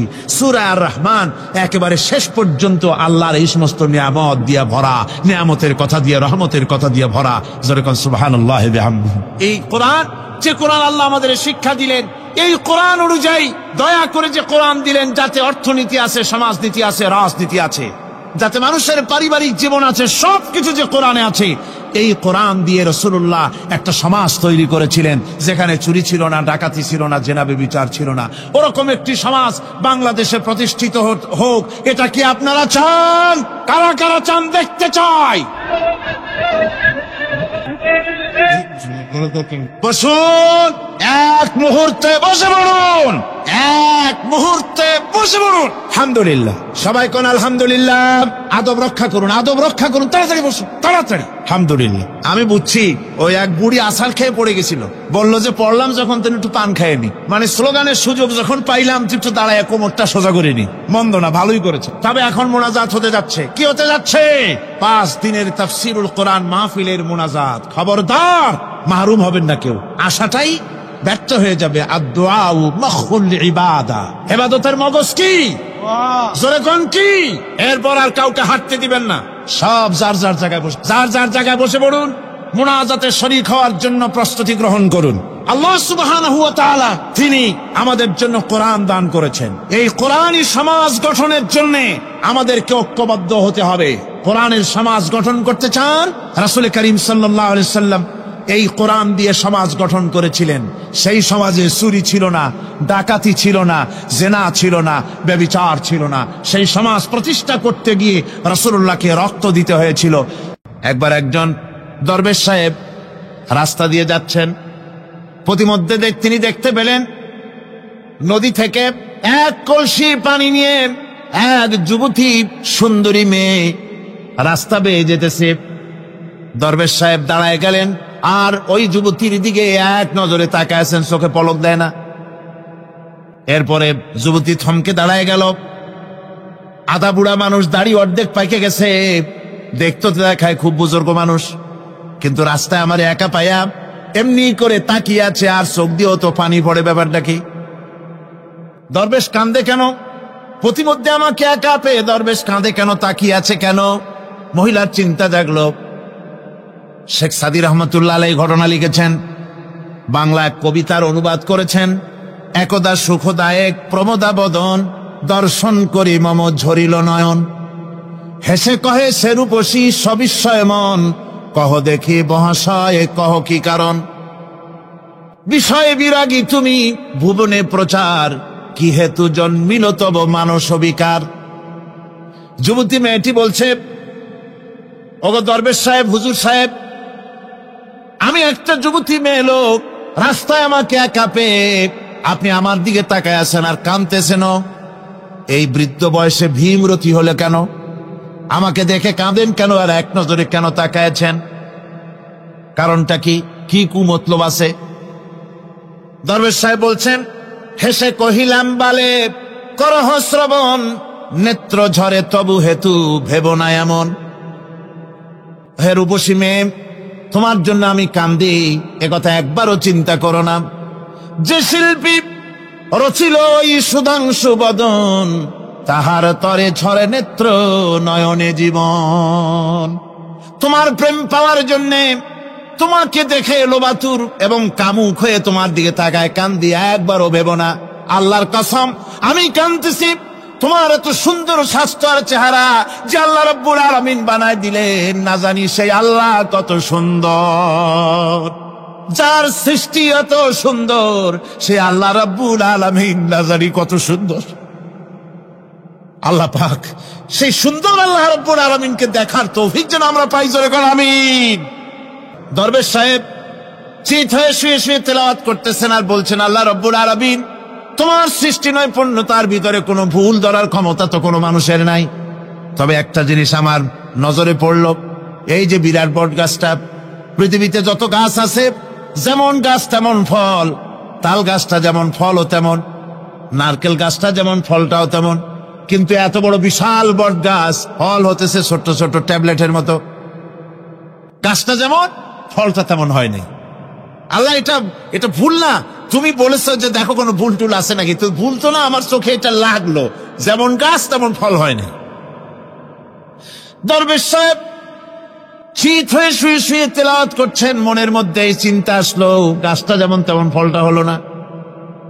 দরবেশ সাহেব বলেন, এই চিন্তা করতেছি, হঠাৎ করে একটা দমকা হাওয়া বয়ে গেল, ডালে ডালে বাড়ি লেগে গেল। একটা আধা পাকা বটের ফল অনেক উপর থেকে বৃন্তচ্যুত হয়ে ছট করে এসে আমার নাকের উপরে ফট করে পড়ল। নাকের উপরে এমন ভাবে পড়ছে, নাকটা জ্বলে উঠছে। আমি সেজদায় পড়ে গেলাম। দরবেশ সাহেব বলেন, আমি সেজদায় পড়ে গেলাম, চোখের পানি ফেলে আল্লাহর দরবারে মাপ চাইলাম। বললাম, রব্বুল আলামিন, তোমার কোন জিনিসের ভিতরে কোনো খুঁত নাই, নিখুঁত জিনিস তুমি বানাইছো, কোনো ভুল নাই। আমি চিন্তা করেছিলাম, নারকেল গাছ যেমন তার ফলও তেমন, তাল গাছ যেমন তার ফলও তেমন, বট গাছটা যেমন তেমন ফল। আমার আন্দাজ মতো, আমার চিন্তা মতো, যত বড় বট গাছ অত বড় ফলটা যদি হতো, বটের ফলটা যে পজিশন নিয়ে আমার নাকে পড়েছিল, গাছ যেমন ফল তেমন হলো, নাকও যেত, আমার মাথাও যেত। আল্লাহ রাব্বুল আলামিন বলেন, দেখো বান্দা, আমার সৃষ্টি নৈপুণ্যতার মধ্যে কোনো ভুল পাবে না। সুবহানাল্লাহ, কোনো ভুল নাই। বারবার তাকাও, কোনো ভুল পাবে না। আল্লাহ সুবহানাহু ওয়া তাআলা সুন্দর করে বানিয়েছেন, যা দেখবেন শুধু সুন্দর আর সুন্দর। সুবহানাল্লাহ বলেন, শুধুই সুন্দর। ফুলের সৌন্দর্য দেখেন, গাছের সৌন্দর্য দেখেন, জমিনের সৌন্দর্য দেখেন, পাখির সৌন্দর্য দেখেন। আল্লাহ পাক যা বানালেন সবগুলিকে আল্লাহ পাক সুন্দর করে করে সৃষ্টি করেছেন, সব গুছিয়ে গুছিয়ে সুন্দর করে করে বানিয়েছেন, অসুন্দর করে কিছু বানান নাই। ফুল দেখতে কত সুন্দর, ফুলের থেকে ফল হয়, সে ফল হওয়ার জন্য ফুলের পুংকেশর আর স্ত্রী কেশরের মিলন করতে হয়। তো ফুল তো আর চলতে পারে না, এই মিলনটা কেমনে হবে? এই জন্য আল্লাহ পাকের রুচি দেখেন, আল্লাহ পাকের রহমত দেখেন, আল্লাহর কুদরত চিন্তা করুন। সুবহানাল্লাহি বিহামদিহি। ফুল সুন্দর জিনিস, ফুলের চাইতে আর কিছু সুন্দর আছে নাকি? এত সুন্দর ফুল, এই পুংকেশর এবং স্ত্রী কেশরের বিনিময়টা কে করবে? এইটা করার জন্য আল্লাহ পাক এই দায়িত্ব তেলাপোকাকে দেন নাই, দিছেন নাকি? আর শোলাকে দিছেন, সার পোকাকে দিছেন, উই পোকাকে দিছেন, তাতে ফুলের ইজ্জত নষ্ট হবে। ফুল যেমন সুন্দর, আল্লাহ রুচি, আল্লাহ রাব্বুল আলামিনের সৌন্দর্য বোধ কত বিরাট, কত মহান আল্লাহ পাক। ফুল যেমন সুন্দর, ওই সুন্দর ফুলের উপরে তেলাপোকা পড়লে ফুলের সৌন্দর্য নষ্ট হবে। এই জন্য আল্লাহ পাক ফুল যেমন সুন্দর, ওই পুংকেশর আর স্ত্রী কেশরের মিলন ঘটাবার জন্য রব্বুল আলামিন সুন্দর প্রজাপতির ব্যবস্থা করেছেন। ফুল যেমন সুন্দর, প্রজাপতিও সুন্দর। প্রজাপতির ডানায় কোন শিল্পী কোন তুলি দিয়ে এত রং লাগালো! সুবহানাল্লাহি বিহামদিহি, সুবহানাল্লাহি বিহামদিহি। কি সুন্দর প্রজাপতি আল্লাহ তৈরি করলেন। আল্লাহ পাক বলছেন, এমনি সুন্দর করে বানালাম, মানুষ বানাইছি, সে মানুষের সৌন্দর্য দেখো। দুইটা চোখ দিলাম দেখার জন্য। চোখ কি জন্যে? এখন এই চোখ দুটা যদি কুমিরের মতো আল্লাহ গোল বানাই দিতেন, চোখ গোল এরকম কুমিরের মতো দেখতে বিশ্রী হতো। চোখ দুটোকে আল্লাহ টানা টানা করেছেন, চোখের উপরে ভুরু লাগিয়েছেন, তাতে আবার পশম দিয়েছেন, চোখে পিসি দিয়েছেন, চোখের ভিতরে মণিটা কালো করেছেন, তার চতুর্দিকে সাদা অংশকে নীলাভ করেছেন যাতে কালোটা আরো ফুটে ওঠে। সুবহানাল্লাহি বিহামদি। কত সৌন্দর্য আল্লাহ রাব্বুল আলামিন মানুষকে দিয়েছেন। আল্লাহর রহমতের ওয়াজ সারা বছর করলেও তো ফুরাবে না, এত রহমত, এত দয়া আল্লাহ সুবহানাহু ওয়া তাআলা। মানুষ আল্লাহ কি সুন্দর করে বানালেন। এবং দিনের পার্থক্য, মানুষের জীবনকে জীবন পদ্ধতিকে দুই ভাগে বিভক্ত করেছে, রাত এবং দিন। দেখেন আল্লাহর রহমত এবং কুদরত সব জায়গায়। রাত এবং দিন মানুষের জীবন চলার পথকে, জীবন পদ্ধতিকে কয় ভাগে ভাগ করেছে? দুই ভাগ। আল্লাহ পাক বলেন, ওয়াজআলনাল লাইলা লিবাসান ওয়াজআলনান নাহারা মাআশা। আমি রাতকে করেছি শান্তির বাহন, রাতকে করেছি আচ্ছাদন, শান্তির বাহন, আর দিনকে করেছি রোজগার করার জন্য। দিনের বেলায় রোজগার করবে, কামাই রুজি করবে, কল কারখানায় যাবে, খেতে খামারে যাবে, অফিস আদালতে যাবে, কাজ কাম করবে। এ কাজ করে করে শরীরের ভিতরে ক্লান্তি আসে, অবসাদ এসে যায়। আল্লাহ রাব্বুল আলামিন বলেন, আমি আবার রাত বানালাম। ওই রাতের বেলায় মানুষ যখন ঘুমায় যায়, এই ঘুম তার সমস্ত অবসাদ আর ক্লান্তি দূর করে দিয়ে সকাল বেলায় আবার তাজা মানুষ করে সমস্ত একেবারে পরিপূর্ণ কর্মক্ষম একজন মানুষে তাকে পরিণত করে দেয়। রাতটাকে আচ্ছাদন করে দিয়েছি, দিনের কোলাহল মুক্ত রাত। সূর্যের আলোর ঝলকানি, তীব্র আলো নাই, চিৎকার নাই, আওয়াজ নাই। রাতের একটি অন্ধকার চাদর পরিয়ে দিলাম এই পৃথিবীর উপরে। রাতের একটি অন্ধকার চাদর পৃথিবীর উপরে পরিয়ে দিলাম। কোলাহল মুক্ত পৃথিবী এখন। সূর্যের তীব্র আলো আর নাই। এখন আরামে তুমি ঘুমিয়ে যাও, ঘুমাও, আবার সকালবেলা উঠে তুমি কাজ করবে। আল্লাহ পাক বলেন, আমি এভাবে ومن رحمته جعل لكم الليل والنهار لتسكنوا فيه ولتبتغوا من فضله। আল্লাহর রহমতের ভিতরে এটাও রহমত, আল্লাহর করুণা, আল্লাহর দয়া যে তিনি দিনকে করেছেন রুজি কামার জন্য, রাতকে করেছেন তিনি তোমাদের জন্য ঘুমাবার জন্য, বিশ্রামের জন্য। এই ব্যবস্থা আল্লাহ রাব্বুল আলামিন করেছেন, যিনি তোমাদেরকে দুপুর বেলায়, বিকেল বেলায়ও তোমাদেরকে অবসাদ গ্রহণের জন্য, আরামের জন্য দুপুর এবং বিকাল, সকাল ইত্যাদি তৈরি করেছেন। কোরআন শরীফের ভিতরে আল্লাহ পাক এ সমস্ত কথাগুলি ব্যাখ্যা সহকারে বলে দিচ্ছেন যে আমার রহমত ওয়াসিআত রাহমাতি কুল্লে সেই, সমস্ত জিনিসে চতুর্দিকে তুমি যেখানে আছো তার চতুর্দিক, আকাশ এবং জমিন, আমার রহমত তোমাকে ঘিরে রেখেছে। এ কোরআন নাজিল করেছেন সেই আল্লাহ, সেই রহমান যার দয়া সর্বত্র ছড়িয়ে আছে। আল্লাহ পাক বলছেন, এরপরে তোমাকে সৃষ্টি করলাম, জমিন সৃষ্টি করলাম খাবারের জন্য। আমার রহমতের বিষয়টা দেখো, আমি এমন দয়াবান, এমন মেহেরবান। এবার তোমার খাবারের জরুরত হলো তুমি কি খাবে, সেজন্য এই জমিনে ফসলের ব্যবস্থা আমি আল্লাহ করেছি। জোরে বলেন সুবহানাল্লাহ। জমিন শুকায় গেছে। বৈশাখ মাসের জ্যৈষ্ঠ মাসের প্রচন্ড রৌদ্রের তাপে জমিন শুকায় গেছে। এই জমিনে তুমি ফসল ফলাবে কি করে যদি না পানি দিয়ে জমিনটারে ভিজায় দেই? আল্লাহ বলেন জমিন ভিজাবার দায়িত্ব আমি নিলাম। আল্লাহুল্লাযী আরসালার রিয়াহা ফাতুসিরু সাহাবা। সমুদ্রের পানি, লবণাক্ত পানিগুলি বাষ্পীয় আকারে উত্থিত হয়ে যায়, মেঘমালায় পরিণত হয়ে যায়। বাতাসকে বলি এই মেঘকে টেনে নিয়ে যাও অমুক জায়গার উপরে। মেঘ চলে এলো। আল্লাহ বলেন ফাসুকনাহু ইলা বালাদিন মাইয়িতিন ফাআহইয়ানা বিহিল আরদা বাদা মাউতিহা কাযালিকান নুশুর। আল্লাহ পাক বলছেন বৃষ্টির পানি পড়লো, মরা জমিন জিন্দা হয়ে গেল। এই মরা জমিন জিন্দা হলো। এরপরে তুমি বীজ বপন করলে, ধান বপন করলে, গম বপন করলে, মাটির খাসলাত হলো সব পচায় দেওয়া। মাটির খাসলাত কি? কথা বুঝেন না? মাটির ধর্মটা কি? পচায় দেওয়া। যা রাখেন পচে যাবে, লোহা রাখেন জং ধরে যাবে, পাথর রাখেন আস্তে আস্তে, এ ধরনের যেসব জিনিস রাখেন আস্তে আস্তে করে ধ্বংস হয়ে যাবে, পচে যাবে। ওই মাটির ভিতরে ধান এবং গম, আপনার ফসল, আপনার খাদ্য, আপনার রিজিককে আমানত করে দিলেন। আল্লাহ পাক ওটাকে হেফাজত করলেন। এরপরে ওর ভিতর থেকে পাতা অঙ্কুরিত হয়ে বেরিয়ে এলো। এখন কেউ যদি বলে আল্লাহ যদি পানি না দেন, আল্লাহ যদি বৃষ্টিটা না দেন, তাহলে আমার অসুবিধাটা কি? আল্লাহ বলেন দেখো বৃষ্টিটা তো আমি দিলাম। বৃষ্টিটা কে দিলেন?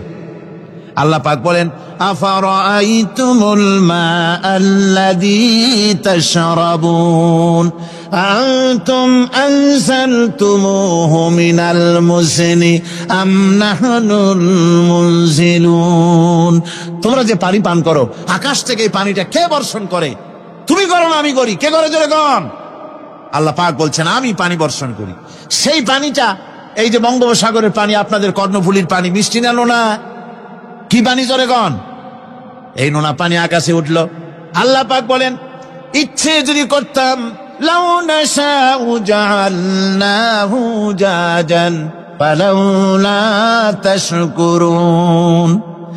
পানি উঠালাম, নোনা পানি, ইচ্ছে করলে লবণাক্ত অবস্থায় অবতীর্ণ করে দিতে পারতাম, জমিনের ফসল সব নষ্ট হয়ে যেত। কিন্তু আমি নোনা পানি উঠায়া ওই পানিগুলিকে মিষ্টি করে আমি নাজিল করে জোরে কান সুবহানাল্লাহ, মিষ্টি পানি অবতীর্ণ করে দিলাম। এখন মানুষ বলে আল্লাহ পানি না দিলে কি হইতো? আমাদের খাল আছে, বিল আছে, সাগর আছে, নদী আছে, পুকুর আছে, হাওড় আছে, টিউবওয়েল আছে, ডিপ টিউবওয়েল আছে। আল্লাহ বৃষ্টি না দিলে তো কি হয়ে গেল আমাদের?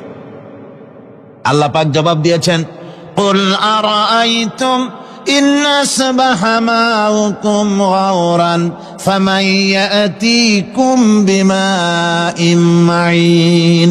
বলো দেখি সবে শুকাইয়া যদি যায় এই জমিনের পানি, তাহলে হেথায় তটডির ধারা কে দিবে সবারে আনি? টিউবওয়েলের পানি, পাতালের পানি, দরিয়ার পানি, সাগরের পানি, হাওড়ের পানি, বিলের পানি সব যদি আমি আল্লাহ শুকায় দেই, আমি আল্লাহ ছাড়া এমন কোন শক্তি আছে যে মরা গাঙ্গে নতুন করে পানির জোয়ার এনে দিতে পারে? আছে কেউ? কেউ নাই। আল্লাহ পাক বলেন দেখুন আমার রহমত, এভাবে করে আমি পানি দিলাম, বৃষ্টি দিলাম, এবার গাছ উঠলো। বীজ বপন করছিলাম, গাছ উঠলো। আনতুম আনশাতুম শাজারাতাহা আম নাহনুল মুনশিউন। মাটি থেকে এই গাছকে কে উদ্গত করে দিল? ওই বেটা কে দিল? তুমি দিছো না আমি দিয়েছি? কে দিয়েছে জোরে কন, জোরে চিল্লা এখন কে দিল? আল্লাহ পাক বলেন গাছ উদ্গত করে দিলাম, গাছ এবার বড় হলো। এই গাছ আল্লাহ রাব্বুল আলামিন এই গাছ তৈরি করলেন। এই গাছ শুধু আপনার জ্বালানি দেয় না, গাছ শুধু ফল দেয় না, এই গাছ মানুষের জন্য, গাছ হচ্ছে বন্ধু। মানুষের জন্য গাছ কি? জোরে কোন কি? বন্ধু। সেই বন্ধুরে জনমের কাটা কাটবেন নাকি? এই গাছ তৈরি হচ্ছে। গাছ বন্ধু কি করে? গাছ বন্ধু হচ্ছে আমরা যে শ্বাস প্রশ্বাস নেই, মুখের থেকে নাকের থেকে যে শ্বাসটা ফেলি, সেটা হচ্ছে আমরা গ্রহণ করি বাতাস থেকে অক্সিজেন, ছেড়ে দেয় কার্বন ডাই অক্সাইড। এটা হচ্ছে বিষ। এটা কি? আমরা নিলাম পরিশুদ্ধ অক্সিজেন নিলাম, ছেড়ে দিলাম এটাকে বিষ করে, এই বিষটা ছড়িয়ে গেল। এখন এই বিষ যদি আল্লাহ পরিশুদ্ধ করার কোন ফ্যাক্টরি না বানাতেন তাহলে পৃথিবীর সমস্ত প্রাণী মরে যেত। সুবহানাল্লাহ, বলতে ইচ্ছে করে না? আল্লাহ পাক কি ব্যবস্থাটা করলেন! কোন দুনিয়ায় ফ্যাক্টরি নাই মানুষ যে বিষাক্ত করে দেয় আবহাওয়াকে, সেটাকে রিফাইন করার ব্যবস্থা মানুষের কাছে নাই। আল্লাহ ব্যবস্থা করেছেন কি? আল্লাহ পাক গাছ বানায় দিলেন, গাছের সবুজ শ্যামল রং, ঘাসের সবুজ শ্যামল রং, তার খাদ্য হতেছে আপনি যেটা ছেড়ে দেন, আপনার জন্য যেটা বিষ সেটা হচ্ছে তার জন্য খাদ্য। কার্বন ডাই অক্সাইড গাছ টেনে নেয়, সারা রাত টানতে থাকে, অক্সিজেন থেকে বাতাস থেকে সারা রাত টানতে থাকে, কার্বন ডাই অক্সাইড খাবার হিসাবে সে টেনে নেয়। আর দিনের বেলা যখন রোদ ওঠে, সূর্যের উত্তাপ আর গাছের সবুজ রং দুটোতে মিলে এক প্রকারের রন্ধন ক্রিয়া হয়, রাঁধা হয়। সেই রান্নার মাধ্যমে গাছের ভিতর থেকে গাছ আবার অক্সিজেন মানুষের জন্য, প্রাণীর জন্য ছেড়ে দেয়। সুবহানাল্লাহ। তো গাছ আপনার জন্য বন্ধু, একদিকে গাছ আপনার এই কাজ করলো, ফার্নিচার বানাইলো, ছায়া দিল, ফল দিল। আল্লাহ পাক বলেন এই গাছগুলি কে তৈরি করলো? মিয়া তুমি করছো? না, আমি করছি। আমি আমার রহমত দিয়ে তোমারে গাছ বানাই দিলাম। এরপরে ফসল দিলাম, ফসল হলো, তোমার তরি তরকারি হলো, সবকিছু তোমার হয়ে গেল। এবার ফসল দেখা মানুষে যখন দেখে জমিনে বড় বড় ধানের গোছা হয়েছে, মোটা মোটা ধানের গোছা হয়েছে, মোছে তখন তেল মাখে আর নতুন নতুন গানের আয়োজন করে।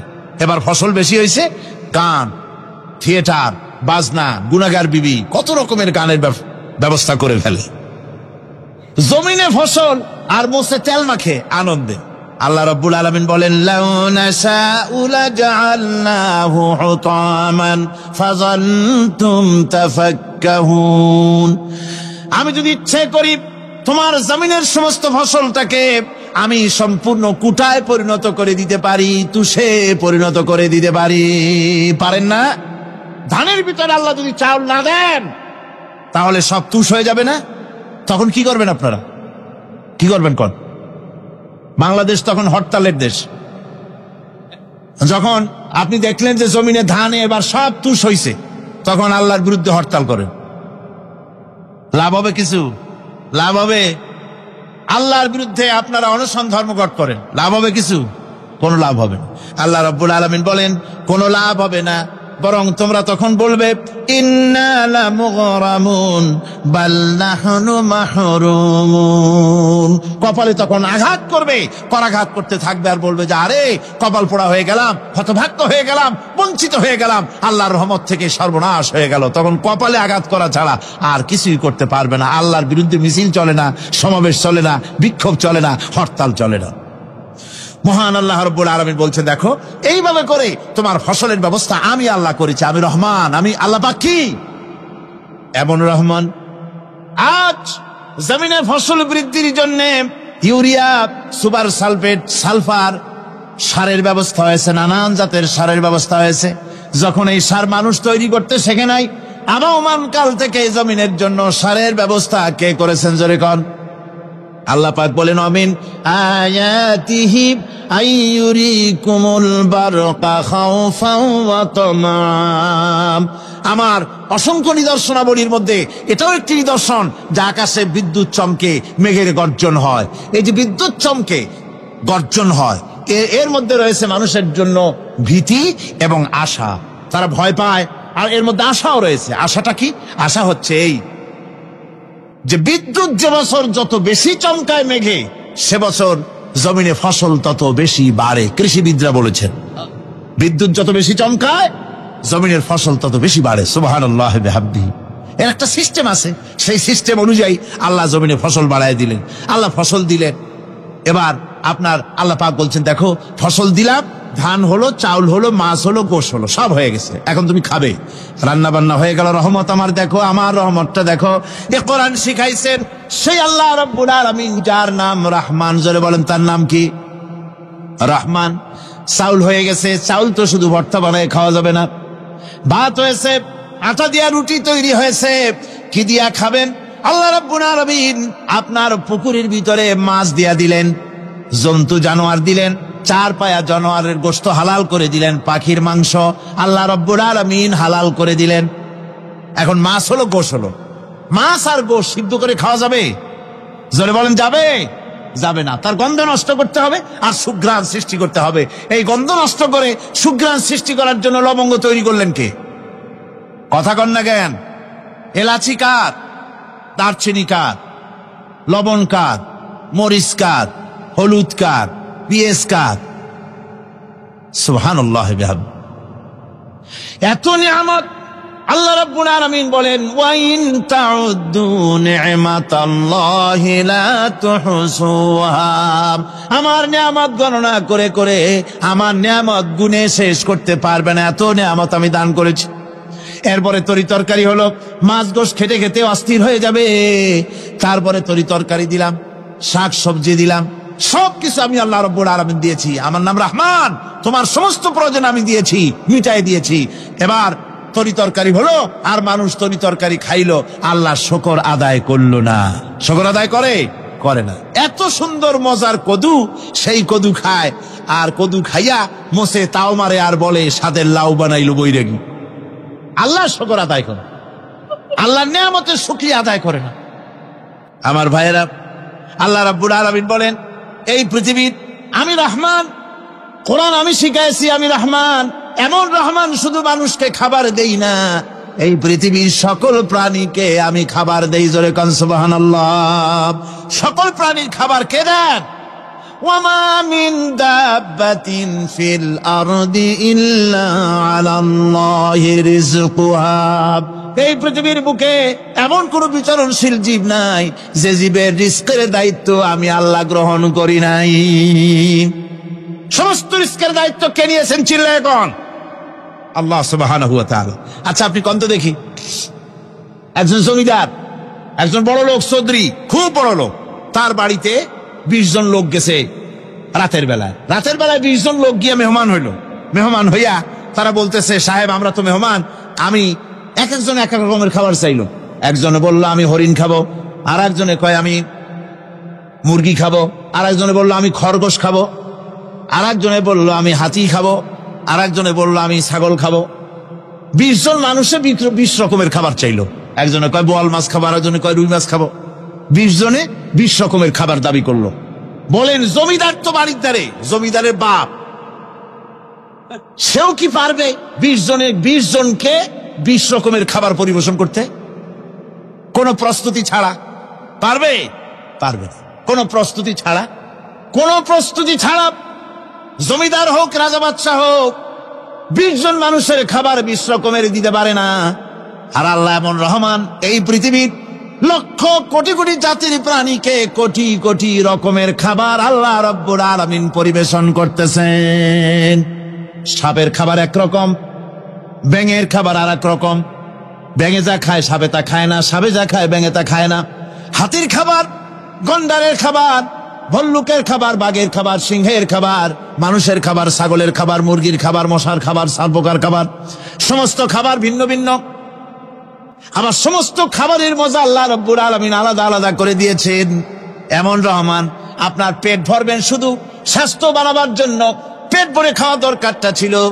আল্লাহ পাক দেখলেন যে না, শুধু পেট ভরলে তো এরকম খাইতে চাইবে না, তাই আল্লাহ রাব্বুল আলামিন জিহ্বা দিয়ে দিলেন যাতে করে মজা লাগে আর খায়। সব রকমের মজা, এক এক গোশতে, এক এক মাছে, এক এক তরকারিতে এক এক রকম মজা না, সব রকম সব একরকম মজা, ভিন্ন ভিন্ন রকমের মজা। আল্লাহ পাক বলেন আমি রহমান, দেখো আমি কিভাবে খাওয়াই। ওয়া কাইয়্যিম মিন দাব্বাতিন লা তাহমিলু রিজকুহা আল্লাহু ইয়ারযুকুহা ওয়া ইয়্যাকুম। এই পৃথিবীতে এমন অনেক বিচরণশীল জীব আছে যে প্রাণীরা নিজের জন্য কোনো সঞ্চয় করে না, সঞ্চয় করে শুধুমাত্র পৃথিবীর মানুষ। আর পিঁপড়ায় কিছু সঞ্চয় করে। অন্যান্য বহু প্রাণী আছে যাদের কোনো সঞ্চয় নাই। কি বলেন, পাতিশিয়ালের কোনো ব্যাংকে অ্যাকাউন্ট আছে নাকি? না। শীতের মৌসুমে পাতিশিয়াল আইসা ব্যাংকের ম্যানেজারকে বলে না যে কয়েকটা মুরগি আনছি, আমার নামে একটা অ্যাকাউন্ট ওপেন করেন, বৃষ্টির সময় আমি যেন ওগুলো উঠাইয়া পাইকারি দরে খাইতে পারি। ওর কোনো খাবার নাই, সঞ্চয় নাই। এ ধরনের পাখির সঞ্চয় নাই, পশুর সঞ্চয় নাই।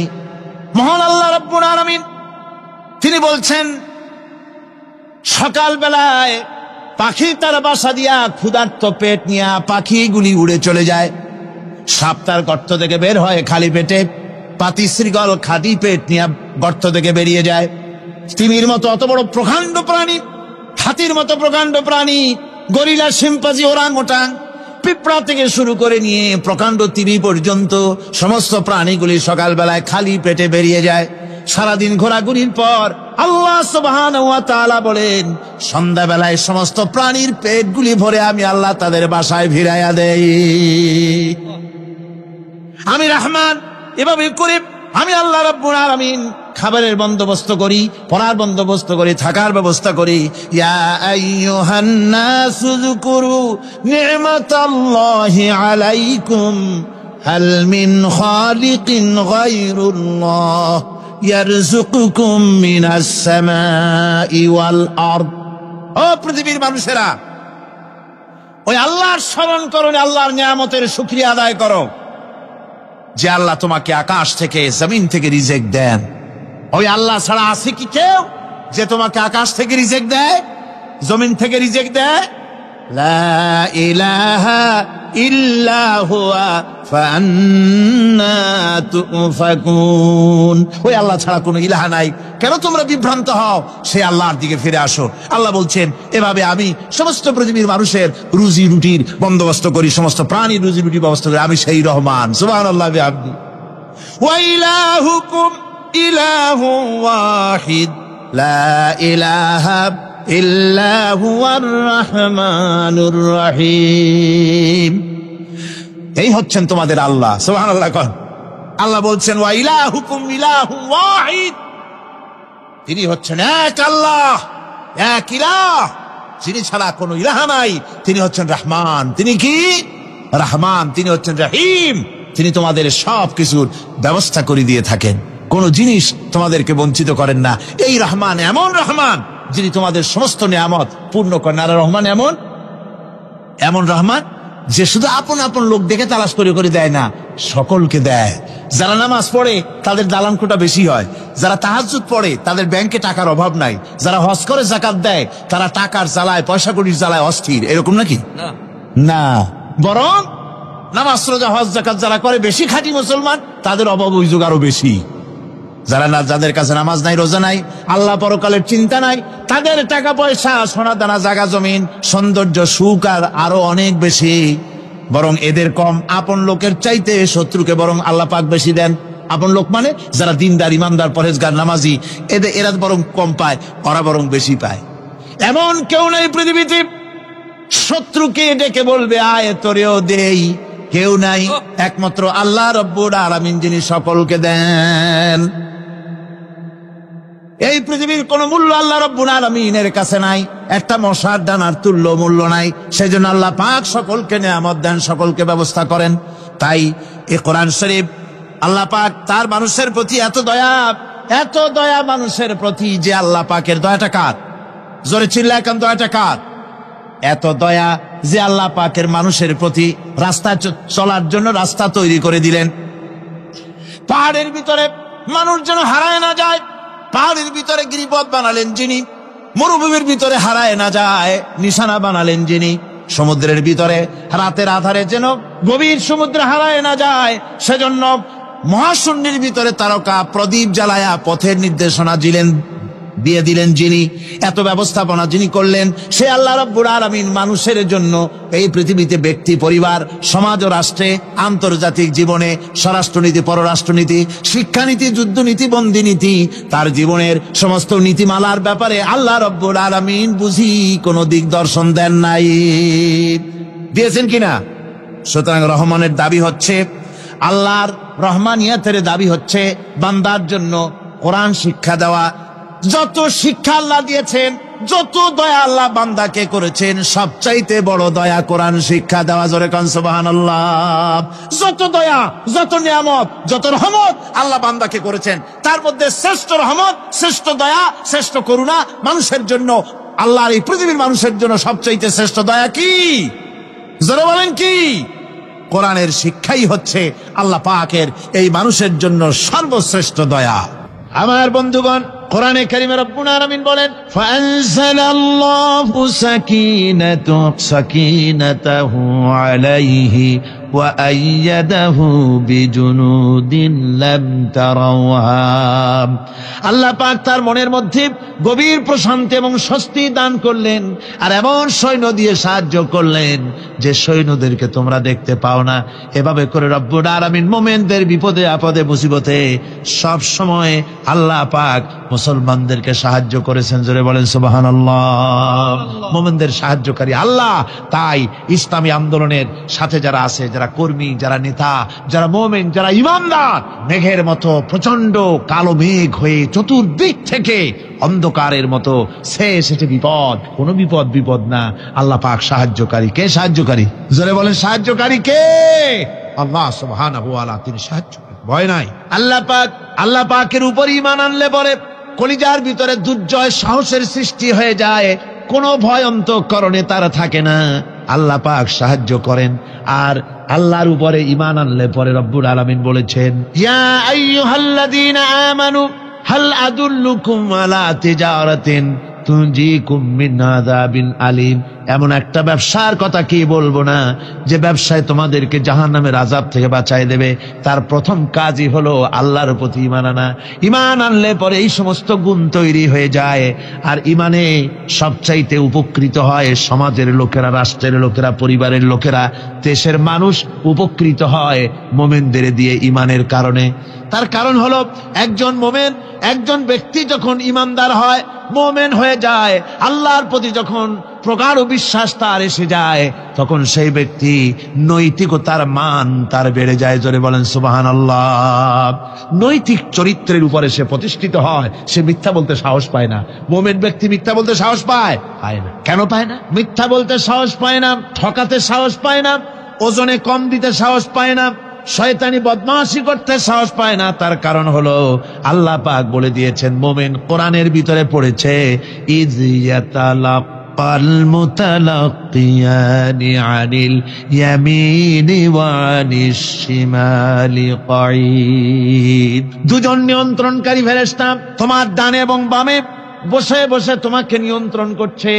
কোথায় যাও, কি করো, এই ফেরেশতারা বসে বসে সব দেখতেছে।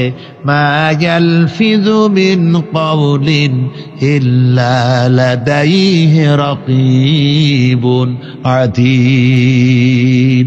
মানুষ এমন কোনো কথা বলে না যা ফেরেশতারা রেকর্ড না করে, সব রেকর্ড হয়ে যায়। তাই মুমিন ব্যক্তি দায়িত্বহীন কথা বলতে পারে না।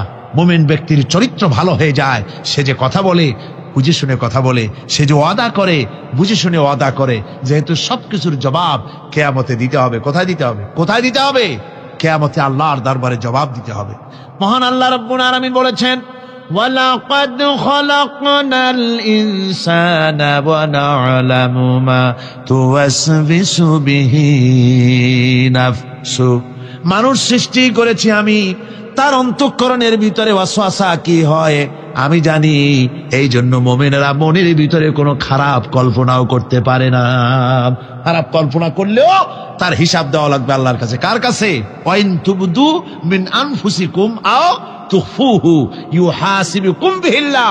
আল্লাহ বলেন, মনের মধ্যে যে সব কল্পনা করো তা প্রকাশ করো আর গোপন রাখো, ওইটার হিসাব নেব আমি আল্লাহ পাক। কিয়ামতের দিন আমার কাছে হিসাব দিতে হবে। বন্ধুগণ, এই জন্য মুমিন যারা, মুমিনদের চরিত্র প্রতিষ্ঠিত হয়, মুমিনদের ধারণা থাকে যেখানেই যাই না কেন, যেখানেই বসি না কেন, সেখানেই আল্লাহ, আল্লাহ ছাড়া কোনো জায়গা নাই। আছে নাকি? আছে। আল্লাহ পাক বলেন, মা ইয়াকুনু মিন নাজওয়া সানাসাতিন ইল্লা হুয়া রাবিউহুম। তোমরা যেখানে তিনজন মিলে পরামর্শ করো, মনে রেখো তিনজন নও, ওখানে চতুর্থ সত্তা আমি রব্বুল আলামিন তোমাদের কাছে আছি। সব শুনি আর দেখি। পাঁচজন যেখানে হও সেখানে আমি ষষ্ঠ। এর থেকে যদি কম হও, এর থেকে যদি বেশিও হও, বান্দারে তুমি আছো যেখানে আমি আল্লাহ আছি সেখানে। উপায় নাই, সব জায়গায় আমি দেখতে পাচ্ছি। শুধু তাই নয়, রাত্রিবেলায় মানুষেরা গোপনে পরামর্শ করে, করে না? করে কিনা? রাতে রাতে পরামর্শ করে, এক জায়গায় বসে, হলের মধ্যে, পাহাড়ের মধ্যে কোন জায়গায় বসে পরামর্শ করে। কি পরামর্শ? ইসলামী আন্দোলনের লোকদের মারবে, কোথায় তাদের ধরবে, কোথায় তাদের অত্যাচার করবে, এই সমস্ত পরামর্শ করে। আল্লাহ পাক বলছেন, শুনুন, আল্লাহ রাব্বুল আলামিন বলেন, ওয়া হুয়া মাআহুম إذ يبيتون ما لا يرضى من القول وكان الله بما يعملون محيطا। আল্লাহ পাক বলেন, তিনি তো ঠিক সেই সময়ও তোমাদের কাছে থাকেন যখন তোমরা নিজেদের ঘরের মধ্যে বসে কোন এক জায়গায় বসে আল্লাহর মর্জির খেলাফ পরামর্শ করো, আল্লাহ তখনও তোমাদের কাছে থাকেন। আল্লাহর ইহাতা থেকে, আল্লাহর কর্তৃত্ব থেকে বেরিয়ে যাওয়ার কোনো উপায় নাই। সুতরাং গোপনে বলেন, প্রকাশ্যে বলেন, যেভাবেই যা কিছু করা হোক না কেন, আল্লাহর কাছে আমাদের সমস্ত অপরাধগুলি ধরা হয়ে যায়। আর এটাই হচ্ছে ইমানের সীমা পরিসীমা। তিলকা হুদুদাল্লাহ ফালা তা'তাদুহা, তিলকা হুদুদুল্লাহ, এটাই হচ্ছে আল্লাহর সীমানা। ইমানের এই সীমারেখা বজায় রেখে ইমানের উপরে মজবুত করে কোনো ব্যক্তি, পরিবার, সমাজ, রাষ্ট্র যদি তৈরি হয়, তাহলে সেই সমাজই শান্তি আসে, সেই সমাজই আরাম আসে, সেই রাষ্ট্র শান্তিপূর্ণ হয়, সেখানে দিন কায়েম হয়, মানুষ সুখ সমৃদ্ধি খুঁজে পায়। আমরা দেখতে পেয়েছি বিশ্বনবী জনাবে মুহাম্মদুর রাসূলুল্লাহ সাল্লাল্লাহু আলাইহি ওয়াসাল্লাম হিজরতের রাত, কাফেরেরা চতুর্দিকে দাঁড়ানো। হযরত জিবরাইল এসে বলেন, ইয়া রাসূলুল্লাহ, হে, কাফেরেরা চতুর্দিকে ঘিরে দাঁড়িয়েছে, গভীর রাত, এখন হাতে তাদের তরবারি, সকাল হলে পরেই তারা আপনাকে মেরে ফেলে দিবে, তাড়াতাড়ি ওঠেন, মদিনার দিকে চলে যান। আল্লাহ নবী ঘুমের থেকে জেগে হযরত আলীকে ডেকে বলেন, আলী, আল্লাহ অর্ডার করেছেন, আমি মদিনায় চললাম, আমার বিছানার পরে আমার চাদর গায়ে দিয়ে শুয়ে থাকো।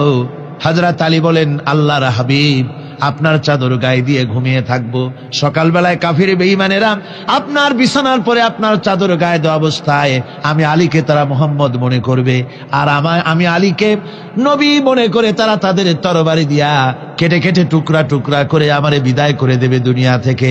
এতটুকুনো পরোয়া করি না, বরং আমার দিলের মধ্যে এটাই তৃপ্তি থাকবে যে আমি আলীর জীবনের বিনিময় আল্লাহর হাবিব দুনিয়ায় বেঁচে আছেন। নবীজি ঘরের থেকে বেরোলেন, চতুর্দিকে কাফেররা দাঁড়ানো।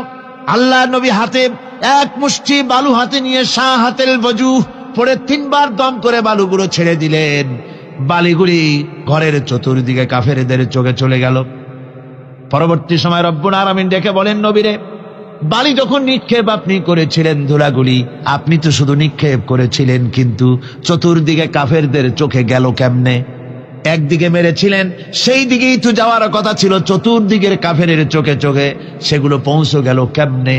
ওয়া মা রামাইতা ইদ রামাইতা ওয়ালাকিন্নাল্লাহ রামা। আপনি নিক্ষেপ করেন নাই, যখন আপনি নিক্ষেপ করেছিলেন আপনি তো শুধু বালুকণা ছেড়েছেন, আর ওই বালুকণাগুলি ঘরের চতুর্দিকে সব কাফেরদের চোখে পৌঁছবার দায়িত্ব আমার কুদরত গ্রহণ করেছিল। আমার ভাইয়েরা, নবীজি বিপদে, এতগুলি শত্রু তরবারি নিয়ে তিনি বিপদে ধৈর্য হারা হন নাই। আস্তে করে ঘরের থেকে বেরিয়ে হযরত আবু বকরের বাড়িতে গিয়ে হাজির। দরজায় গিয়ে আওয়াজ দিলেন, আবু বকর। অমনি দরজা খুলে গেল। লাব্বাইক ওয়া সাদাইক। হুজুর বলেন, আবু বকর রে, একটা ডাকে কেমনে সাড়া দিলে? তুমি কি ঘুমাইছিলে না?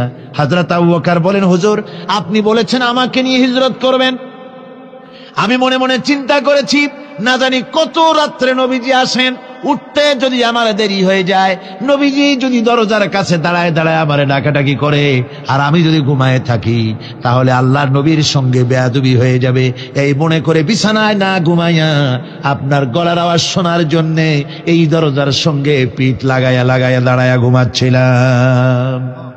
আল্লাহর নবী হযরত আবু বকরকে সঙ্গে করে নিয়ে চললেন মদিনার দিকে। উল্টা পথে রওনা করলেন। বারবার কাবা শরীফের দিকে তাকাতে লাগলেন। বুখারী শরীফে এসেছে, নবীজি বারবার কাবার দিকে তাকিয়ে বলতেছেন, রে কাবা, বড় আশা ছিল তোর কাছে থাকবো, তোর খেদমত করব, কিন্তু তোর নিষ্ঠুর সন্তানেরা তোর কাছে আমারে থাকতে দিল না রে। আল্লাহ নবী মেসফালা দিয়ে জাবালে কেদোয়ার উপর দিয়ে চলে গেলেন জাবালে সুরে। গুহার কাছে যখন গিয়েছেন ফজর রক্ত হয়ে গেল। হযরত আবু বকর রাদিয়াল্লাহু তাআলা আনহু বলছেন, হুজুর আর উপায় নাই, দিন হয়ে গেল, এখন বুঝি ধরা পড়ে যাব, ওই গুহার মধ্যে গিয়ে আশ্রয় নেই। তবে আপনি দাঁড়ান, গুহার ভিতরেই পাহাড়িয়া গুহা, বিচ্ছু থাকতে পারে, সাপ থাকতে পারে, আমি আগে ঢুকি, যদি কোনো হিংস্র প্রাণী থাকে আমার উপর দিয়া আঘাত হয়ে যাক, আল্লাহর নবী হেফাজতে থাকুক।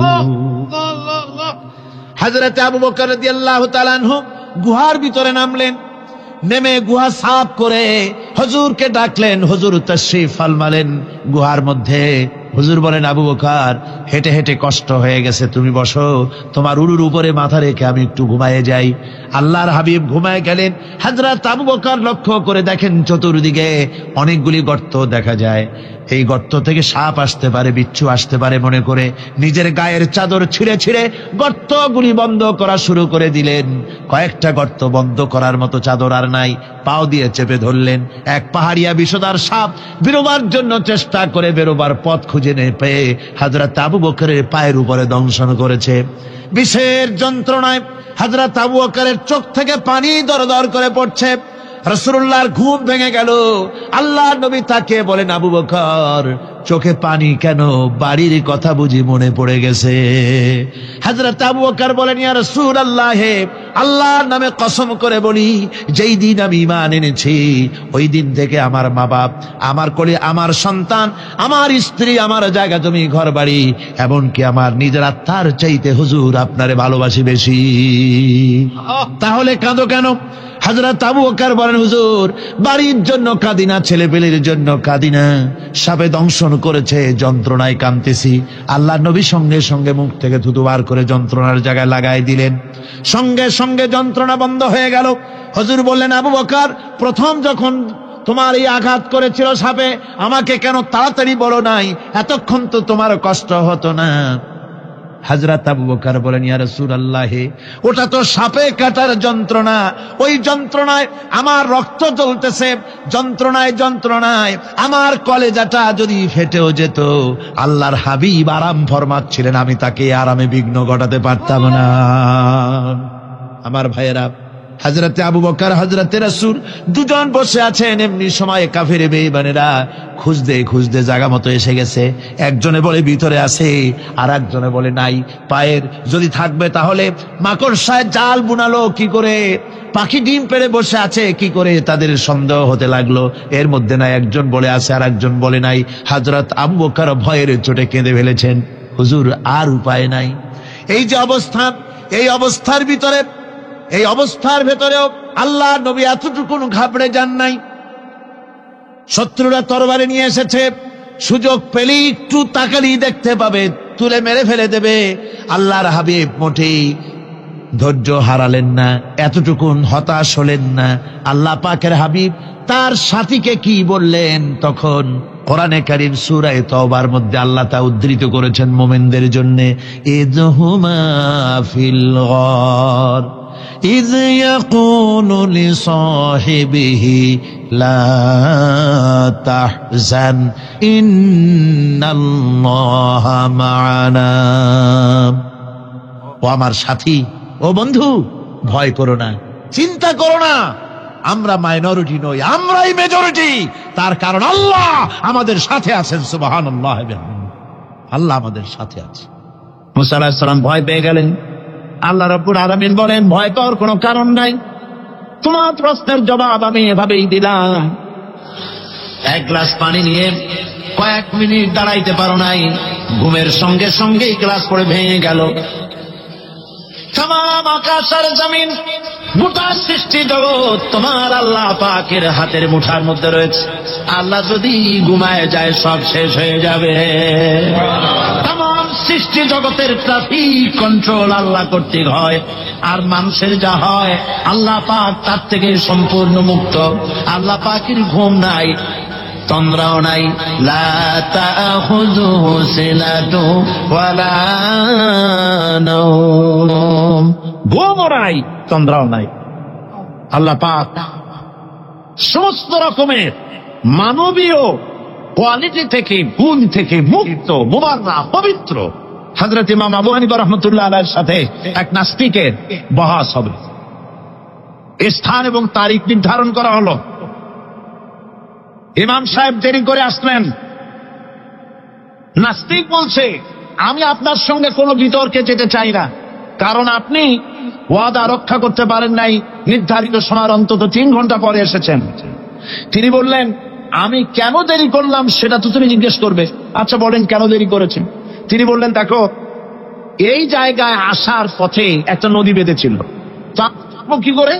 আমার কাছে পারাপারের কোনো বন্দোবস্ত ছিল না। এক পর্যায়ে হতাশ হয়ে গেলাম, আমার বোধহয় যাওয়াই হবে না। শেষ পর্যন্ত আমি দেখতে পেলাম হঠাৎ করে আমার পাশে একটা ফলের বীজ পড়ল, তা দিয়ে একটা গাছ অঙ্কুরিত হলো। দেখছি না তার গাছটা একটা মহুল হয়ে পরিণত হয়ে গেল। ওই থেকে একটা করাতে সে গাছটা কেটে ফেলে দিল। হঠাৎ কতগুলি তত্ত্ব বেরিয়ে আসলো, কোথার থেকে একটা হাতুড়ি আর কতগুলি লোহা এসে ঠাস ঠাস করে বাড়ি লেগে একটা কিস্তি তৈরি হয়ে গেল। কিস্তিটা ধাবায় পড়লো নদীতে, আমি লাফ দিয়ে উঠলাম, তাইফা বেরিয়ে হল। নাস্তিক বলছে, আপনার সাথে আমি জানছিলাম যে আপনি অত্যন্ত বুদ্ধিমান মানুষ, কিন্তু যে ঘটনা শুনাইলেন আপনার স্ক্রু একটাও টাইট আছে বলে মনে হয় না, আপনার সাথে আর কোনো বহস নয়। তিনি বললেন, কেন? বহস না, আপনি বলছেন যে এইরকম একটা গাছ তারা হয়ে গেল, সাথে সাথে বিনা মিস্ত্রিতে গাছটা কাটলো, তারপর এইটা দিয়ে তক্তা হলো, লোহা আসলো, হাতুড়ি হইলো, বিনা মিস্ত্রিতে কিস্তি তৈরি হয়ে গেল, নৌকা এটা পড়লো নদীতে, আর বিনা মাঝিতে আপনি পার হয়ে আসতেন। এটা কি আদৌ সম্ভব? ইমাম আবু হানিফা রাহমাতুল্লাহ আলাইহি বলছেন, তোমার সাথে আমি কোনো কিতাব দিয়ে ঝগড়া করব না, কোনো কিতাব দিয়ে আমি তোমার সাথে বহস করব না। এই একটি দৃষ্টান্ত তোমার জন্য যথেষ্ট। একটা মিস্ত্রি ছাড়া যদি একটা কিস্তি তৈরি না হতে পারে, একটা গাছ কেটে তক্তা যদি না হতে পারে, এই বিশাল আকাশ, এই বিশাল জমিন, আর তোমার মতো এরকম একটা সুন্দর মানুষ বিনা মিস্ত্রিতে বিনা স্রষ্টায় তৈরি হলো কেমনে? এক কথায় নাস্তিক বলছে, আমার জীবনের ভুল ধরা পড়ল।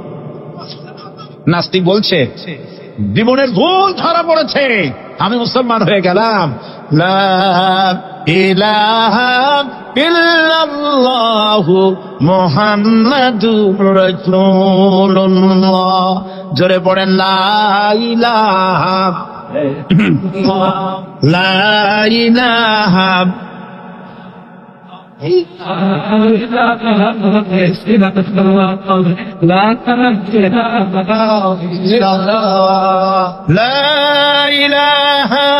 ইল্লাল্লাহু মুহাম্মাদুর রাসূলুল্লাহ।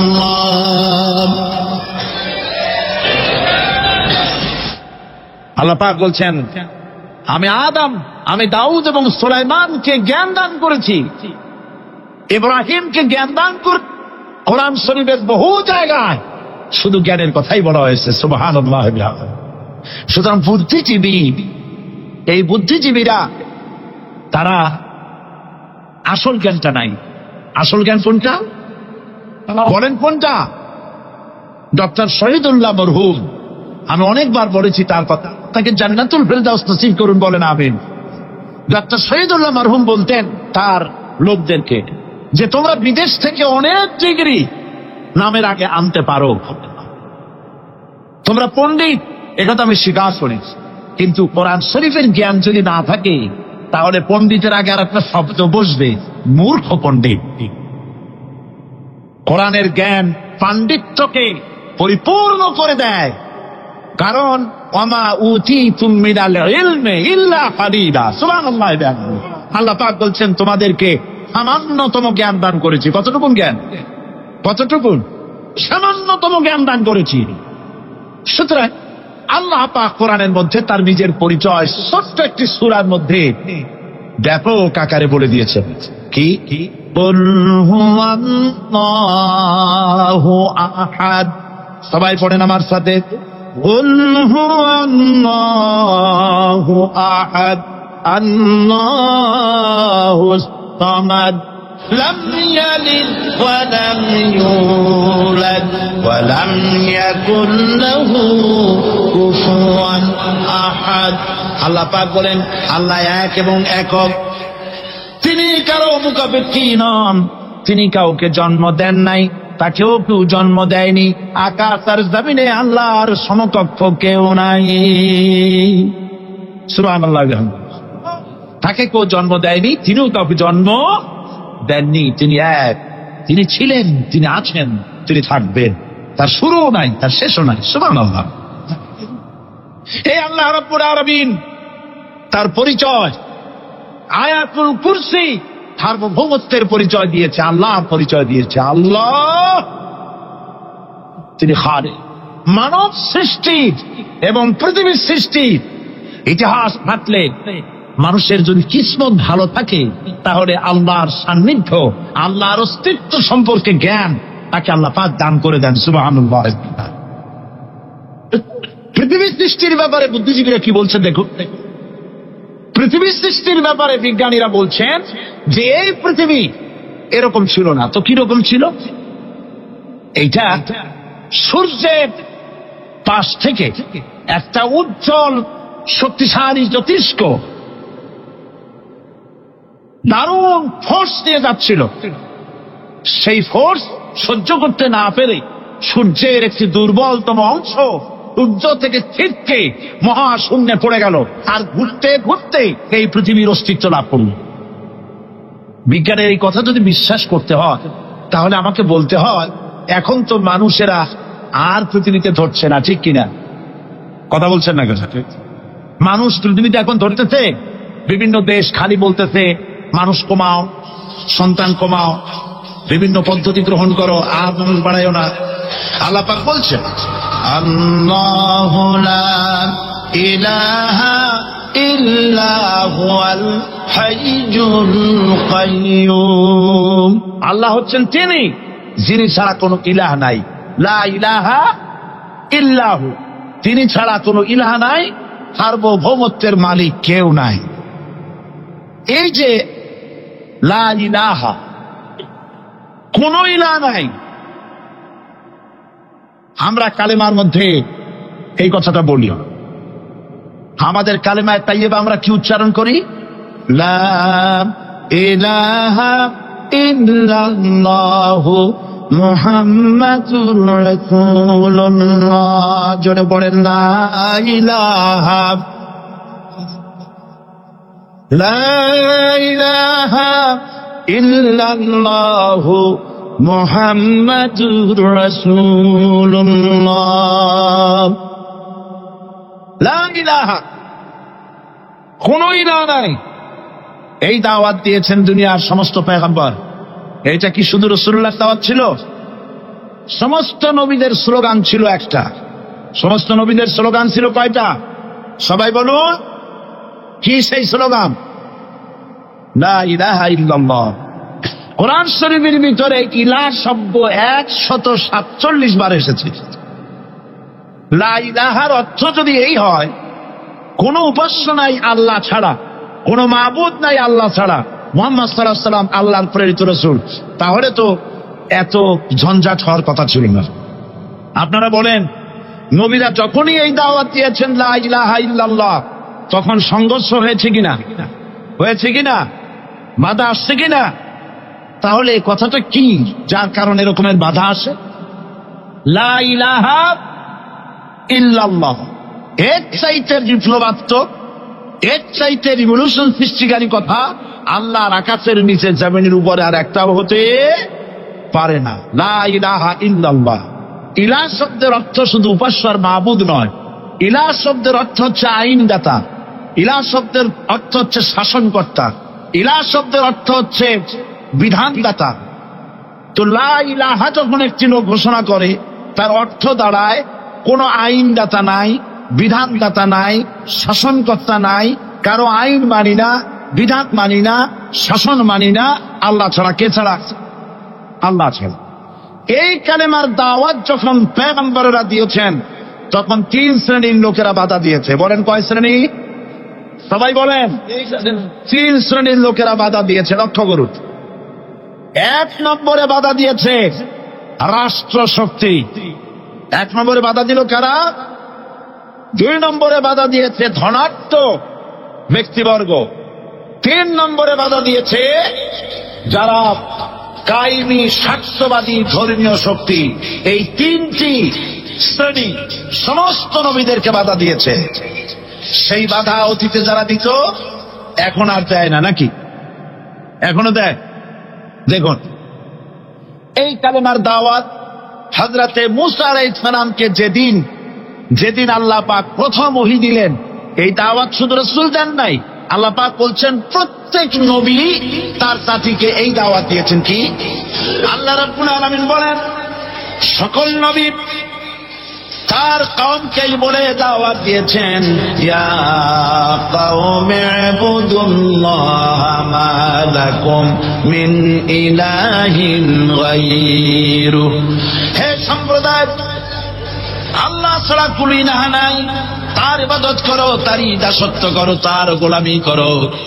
আল্লাহ পাক মূসা আলাইহিস সালামকে যখন নবুয়াত দিলেন, প্রথম যে ওহী এলো, প্রথম ওহীটাই ছিল ইন্নানি আনাল্লাহ লা ইলাহা ইল্লা আনা ফা'বুদনি ওয়া আকিমিস সালাতা লিযিকরি। নিশ্চয়ই আমি আল্লাহ, আমি ছাড়া কোন ইলাহ নাই, আইনদাতা নাই, বিধানদাতা নাই, সুতরাং আমার দাসত্ব করো এবং আমার শরণার্থী নামাজকে প্রতিষ্ঠা করো। মূসা আলাইহিস সালামকে আল্লাহ পাক ওহী দিয়ে তাকে পাঠালেন। কোথায় পাঠালেন? আল্লাহ পাক বলেন, ইযহাব ইলা ফিরআউনা ইন্নাহু তাগা।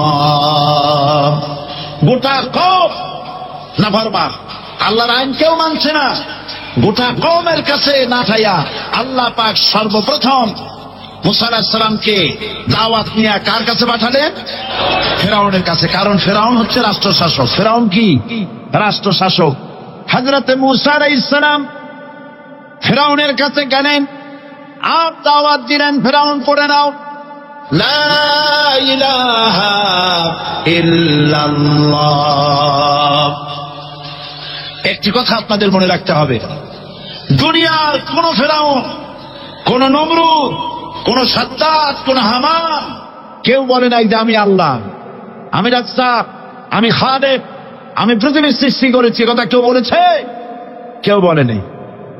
কি বলেছে তারা? ফিরআউন বলেছে মা আলিমতু লাকুম মিন ইলাহিন গায়রি, আমি তো জানি না আমি ছাড়া আরো কোনো ইলাহ আছে, এ কথা আমার জানা নাই, সুতরাং আমি হচ্ছি ইলাহ আর তুমি বলছো লা ইলাহা। তার মানে হচ্ছে ওই সময় পয়গম্বরেরা, আল্লাহর নবীর সাহাবীরা তারা জানতেন যে আমরা কিসের দাওয়াত দেই, আর যারা শুনতো তারাও বুঝতো কিসের দাওয়াত শুনতেছি। আজ আমার দেশে একই কালেমার দাওয়াত দেওয়া হয়, কিন্তু মানুষেরা বুঝতে পারে না কি শুনতেছি। ভাষা জানার ব্যাপারে, বোঝার ব্যাপারে হলো আসল বিষয়। এটা বুঝাতে গিয়ে আমি মাঝে মধ্যে একটা দৃষ্টান্ত দেই এভাবে। একজনের একটা রেশনের দোকান ছিল, সেই দোকানে তার একটা ময়না পাখি ছিল। আর ময়না পাখিকে কথা শেখানো যায় সেটা তো আপনারা জানেন। জি, ময়নাকে শিখাইছে যে লাইন করুন, এক এক করে আসুন। ময়না এই কথা শিখেছে।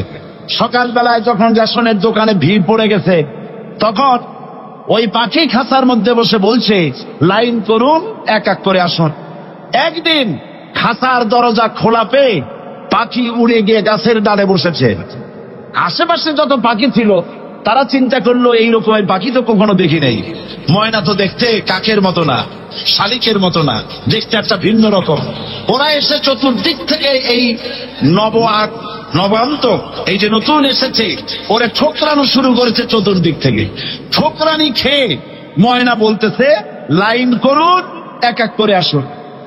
এখন ময়না তো বোঝে না যে কি বলতেছি, আর যে পাখিরা ঠোকরাচ্ছে তারাও তো বোঝে না যে কি শুনতেছি।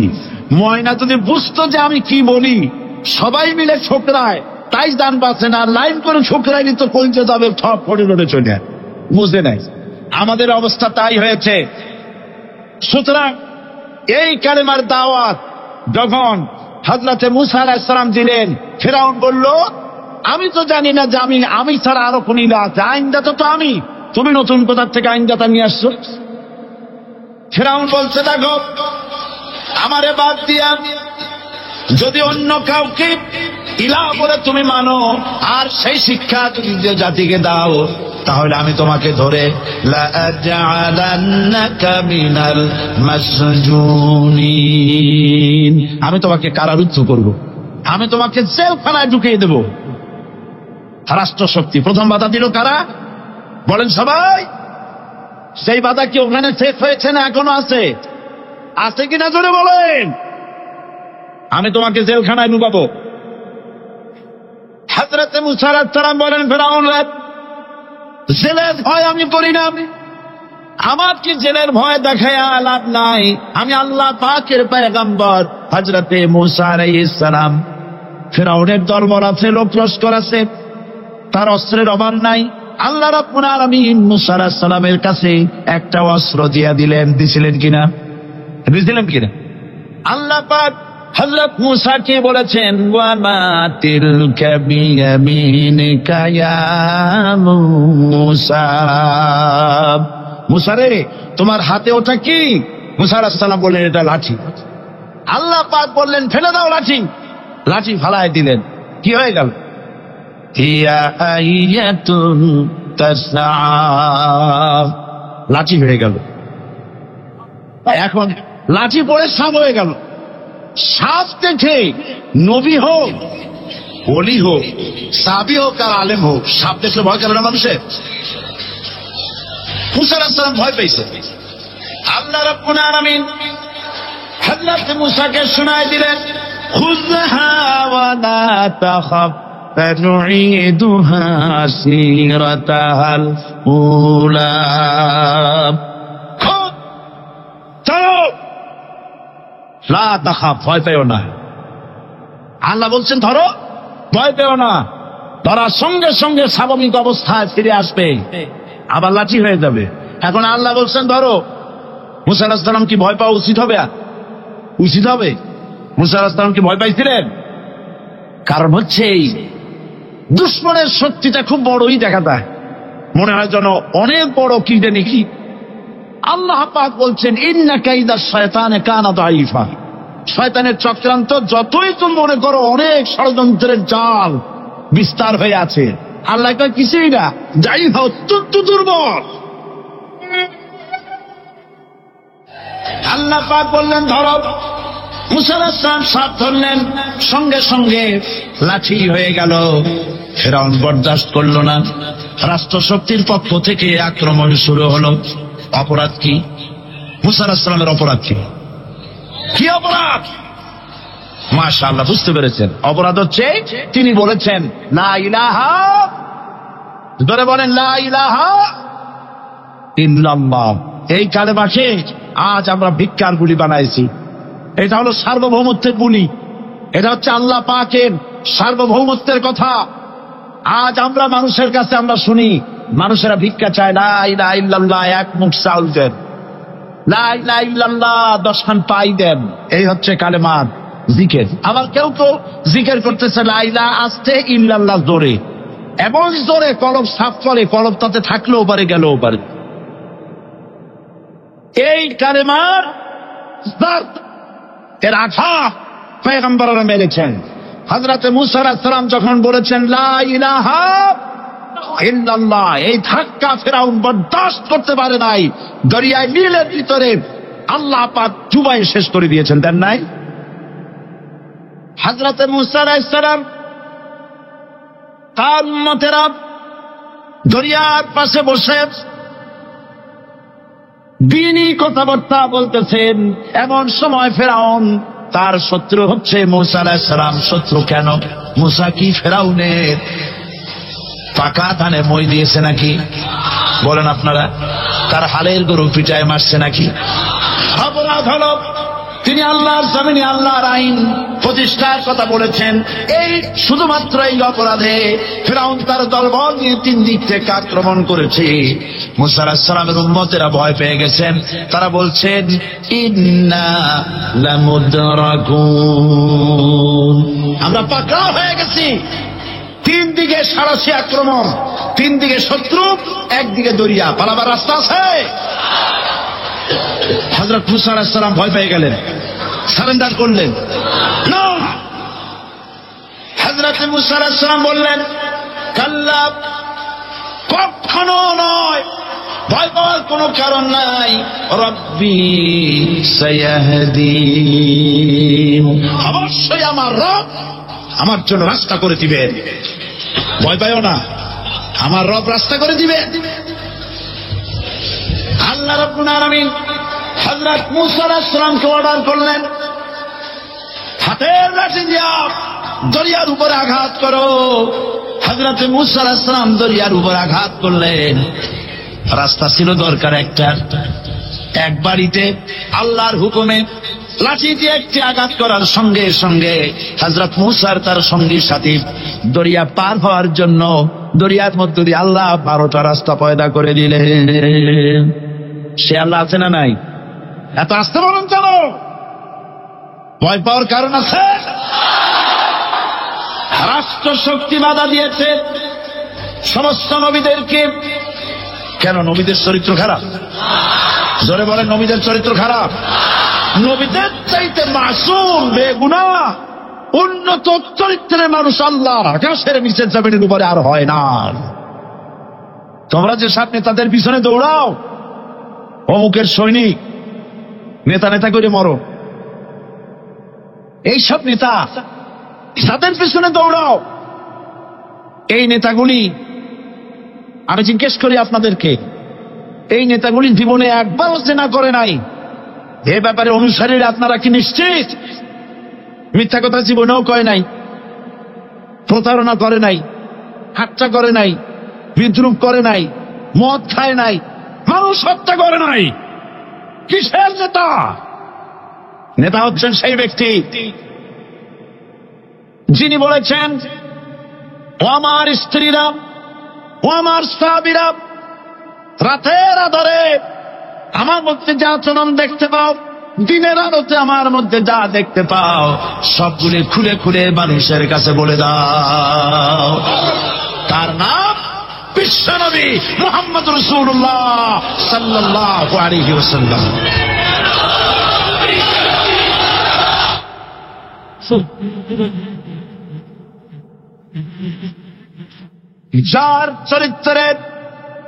যার চরিত্রের সার্টিফিকেট আল্লাহ রাব্বুল আলামিন নিজে দিচ্ছেন, ওয়া ইন্নাকা লাআলা খুলুকিন আযীম। নবী হে, উন্নত চরিত্রের উপরে আপনি প্রতিষ্ঠিত। সুবহানাল্লাহ। কে সার্টিফিকেট দিচ্ছেন? আযীম, আযীম। আরবিতে চওড়াকে বলা হয় আরিজ, গভীরতাকে বলা হয় আমিক।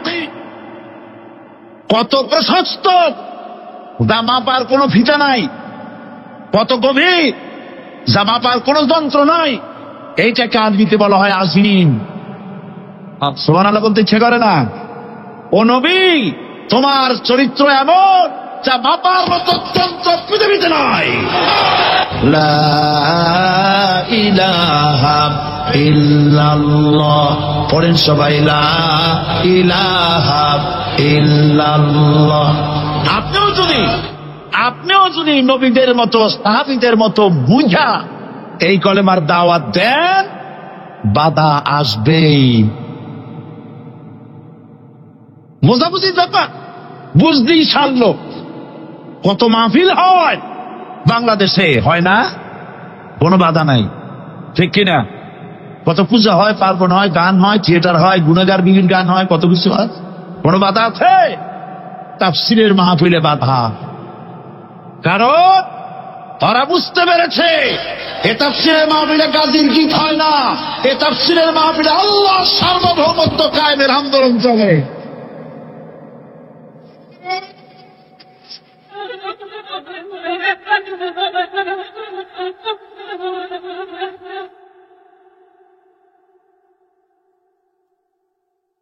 বিশ্বকবি আল্লামা ইকবাল কি সুন্দর করে বলেছেন, আজ ভি হো जो इब्राहिम का इमाम पैदा आग कर सकती है एक अंदाजे गुलिस्तां पैदा। ইব্রাহিমের ঈমান যদি আজও কোথাও হয় বিদ্যমান, করতে পারেন অগ্নিকুণ্ডে খুবসুরত এক গুলিস্তান। এখনো যদি ইব্রাহিমের সন্তানদেরকে আগুনের মধ্যে ফেলে দেওয়া হয়, আর ইব্রাহিম ইমাম যদি থাকে, আগুনকে ফুলের বাগান বানাবার ক্ষমতা আল্লাহর আছে। চিরকাল আল্লাহ পাক এই কালেমাকে দিয়েছেন আল্লাহর সার্বভৌমত্বকে প্রতিষ্ঠা করার জন্য। আয়াতুল কুরসি শুধু পড়ে বুকে ঢু দেওয়ার জন্য নয়, পড়ে আমার সাথে আল্লাহু লা ইলাহা ইল্লা হুয়াল হাইয়ুল কাইয়্যুম। দুনিয়ার সমস্ত পয়গম্বর অত্যাচারিত হলেন, শুধু তাই নয়, বিশ্ব নবী আখির জামানার পয়গম্বর নবী মুহাম্মদ রাসূলুল্লাহ সাল্লাল্লাহু আলাইহি ওয়াসাল্লাম জাতির কাছে আসলেন, ফিরে এসে বললেন, ইয়া আইয়ুহান নাস কুলু লা ইলাহা ইল্লাল্লাহ। প্রথম